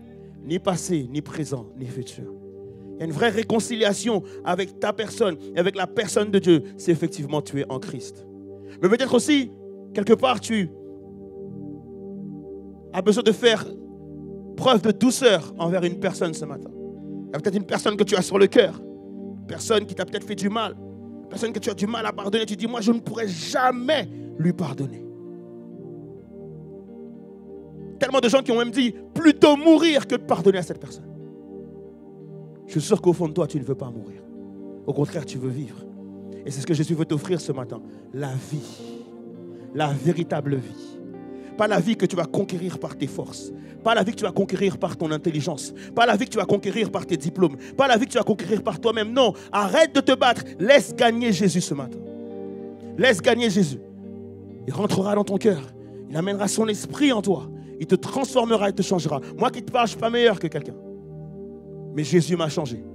Il a changé la vie de 7 personnes. Et en tout, de 21 personnes sur la journée. Mais il peut aussi changer ta vie. Alors j'ai à cœur de prier. Dire, Seigneur, voilà toutes les personnes qui sont ici. Et si tu as soif d'avoir la douceur de Jésus, tu peux lever ta main à ta place. Si tu as soif de recevoir Jésus, tu peux lever ta main à ta place. Seigneur Dieu, tu connais toutes choses. Je prie que par ton esprit, tu puisses les animer. Je prie que par ton esprit, tu puisses les changer. Je prie que par ton esprit, tu puisses les transformer. Seigneur Dieu, que ta douceur rentre dans leur cœur. Que tu les changes la colère, l'amertume, la haine en joie parfaite. Que ta paix demeure dans le cœur de chacun d'eux, Seigneur Dieu. Afin que, Seigneur Jésus, tu puisses retrouver des personnes qui, au lieu de perdre des gens, qui, au lieu de perdre des relations, au lieu de se disputer avec tout le monde, puissent se réconcilier, puissent renouer les relations, que tu puisses reconstruire les familles. Tu entends toutes les familles qui sont divisées. Je prie, Père éternel, que tu amènes la réconciliation dans les familles. Entre les tantes, entre les cousins, les cousines, les frères, les sœurs, Père. Je crois que tu es capable de le faire et je te fais confiance. Amène la douceur. Là où nos cœurs sont des cœurs de pierre. Amène la joie, amène la paix, amène la douceur, Père éternel. Là où on déclare que l'homme est un loup pour l'homme, que tu puisses tous nous transformer en agneaux. Alors bien sûr, effectivement, on se moque des agneaux. On se dit qu'ils sont dociles, on se dit qu'ils sont bêtes, qu'ils ne sont pas intelligents. Mais parfois dans la vie, il vaut mieux être un agneau qu'être un lion, Père éternel. Alors je t'en supplie, Seigneur Dieu, change nos cœurs, transforme-nous au nom de Jésus-Christ. Alléluia. Amen. Avant de vous quitter, restez debout. Avant de vous quitter. Tout à l'heure, ce matin, on m'a fait un reproche. Ok. Je n'étais pas forcément déterminé à faire un appel. Pourquoi? Parce que je me suis dit, ça ne doit pas être systématique. Et moi, j'ai horreur des choses systématiques où tu fais tout le temps la même chose. Alors, je me suis dit, ce matin, au premier culte, je ne vais pas faire d'appel. Et une fois que le culte était fini, qu'on se congratulait et on était en train de partir, enfin, les gens étaient en train de partir, il y a une personne qui a fait demi-tour et qui est venue me voir. Et qui m'a dit, pasteur, pourquoi tu n'as pas fait d'appel? Je dis, comment ça? Il dit, pourquoi tu n'as pas fait d'appel? Parce que moi, je voulais donner ma vie à Jésus-Christ. Et tu n'as pas fait d'appel. Alors je viens vers toi et je te dis, je vais donner ma vie à Jésus-Christ. À la grâce de Dieu, on a pu prendre son numéro et il a pu donner sa vie à Jésus. Et on a pu prier ensemble. Alors du coup, ça m'a giflé, les amis, je suis désolé. Et je me suis dit, Abed, ce n'est pas tes propres forces. Ce n'est pas toi qui décides pour les gens. Mais si ce matin, alors qu'on a vu les baptisés, qu'on a pu avoir la prédication, si toi tu es là ce matin et que tu veux donner ta vie à Jésus-Christ, Jésus t'attend les bras ouverts. Même si tu es un visiteur, même si c'est pour la première fois que tu mets un pied dans l'église, et tu te dis, moi je veux connaître leur joie, moi je veux connaître leur paix, moi je veux connaître l'harmonie, moi je veux connaître la famille, moi aussi je veux rentrer dans la maison, moi aussi je veux faire partie de cette grande famille. Et je veux recevoir Jésus dans mon cœur. Si c'est ton cas ce matin, alléluia, je prie de me rejoindre sur l'estrade. Je prie de me rejoindre sur l'estrade. On va t'accueillir dans la nouvelle famille de Jésus-Christ. Avec joie, mon ami. Je sais qu'on peut parfois être timide. On se dit, l'estrade, c'est compliqué. J'ai envie de faire comme la personne de tout à l'heure. Mais Jésus t'invite ce matin, te dit, viens, je vais t'accueillir dans ma famille. Je vais faire de toi mon frère. Je vais faire de toi mon enfant. Alors je suis désolé, j'insiste pour ça. Mais je crois que Jésus a parlé dans le cœur de au moins une personne. Et si tu es là ce matin, s'il te plaît, viens me rejoindre sur l'estrade. Alléluia, on va acclamer Jésus ensemble. On va t'accueillir dans la famille ensemble. Il n'y a pas beaucoup d'efforts à faire. Pas beaucoup d'efforts à faire. Juste de laisser Jésus faire. De laisser Dieu faire. Et de lui dire, ce combat-là, j'accepte de le perdre. J'ai toujours essayé de faire les choses par mes propres moyens. J'ai toujours agi par mes propres forces. Mais ce matin, je veux me laisser sans force pour que Jésus soit ma force. Et je crois que Jésus t'appelle. Jésus tape à la porte de ton cœur ce matin. Alors ne le résiste pas à Jésus. Et viens devant, viens devant, viens devant. Viens devant, viens devant. Alléluia. Viens devant. Juste que je puisse répondre à mon obéissance et dire, Seigneur, oui, j'obéis. Je crois que tu as touché un cœur. Alors je t'invite à venir devant. Alléluia. Alléluia.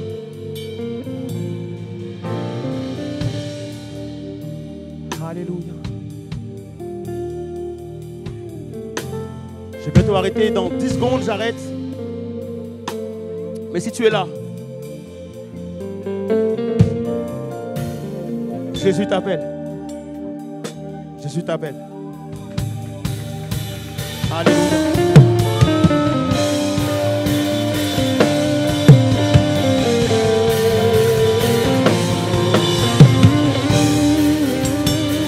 Alléluia.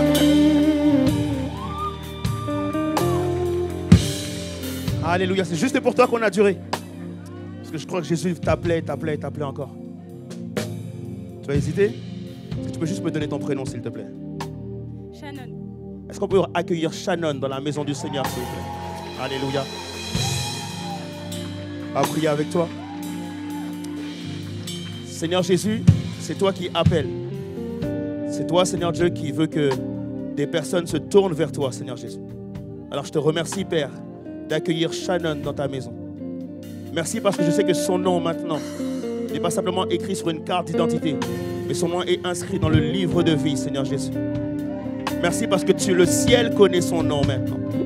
Merci parce que la famille de Jésus connaît son nom. Merci pour ta bonté et ta fidélité envers elle. Tu déclares dans ta parole que tu vas garder tous ceux qui t'appartiennent. Alors je sais que sa vie maintenant est entre tes mains, que tu puisses la bénir, que tu puisses être avec elle et que cette promesse que tu nous fais se réitère quotidiennement dans sa vie, que tu seras avec elle tous les jours jusqu'à la fin du monde. Au nom de Jésus-Christ. Amen. Je suis Laetitia. On peut l'applaudir s'il vous plaît. Alléluia. Laissez la place. Alléluia, alléluia, alléluia, alléluia, alléluia. Je pense qu'on peut continuer à faire du bruit pour célébrer le Seigneur parce qu'il continue de sauver des vies encore aujourd'hui. Alléluia. À toi revient toute la gloire, Seigneur. À toi revient vraiment toute la louange parce que par nos propres forces, on ne peut absolument rien faire. Mais tout est possible par toi. Amen, amen, amen. Je vous invite à prendre place. L'évidence Home, ça va être le moment pour nous de nous quitter. J'espère que vous avez également pris plaisir à cette célébration. Rendez-vous dimanche prochain pour continuer à célébrer Dieu ensemble. Bon dimanche.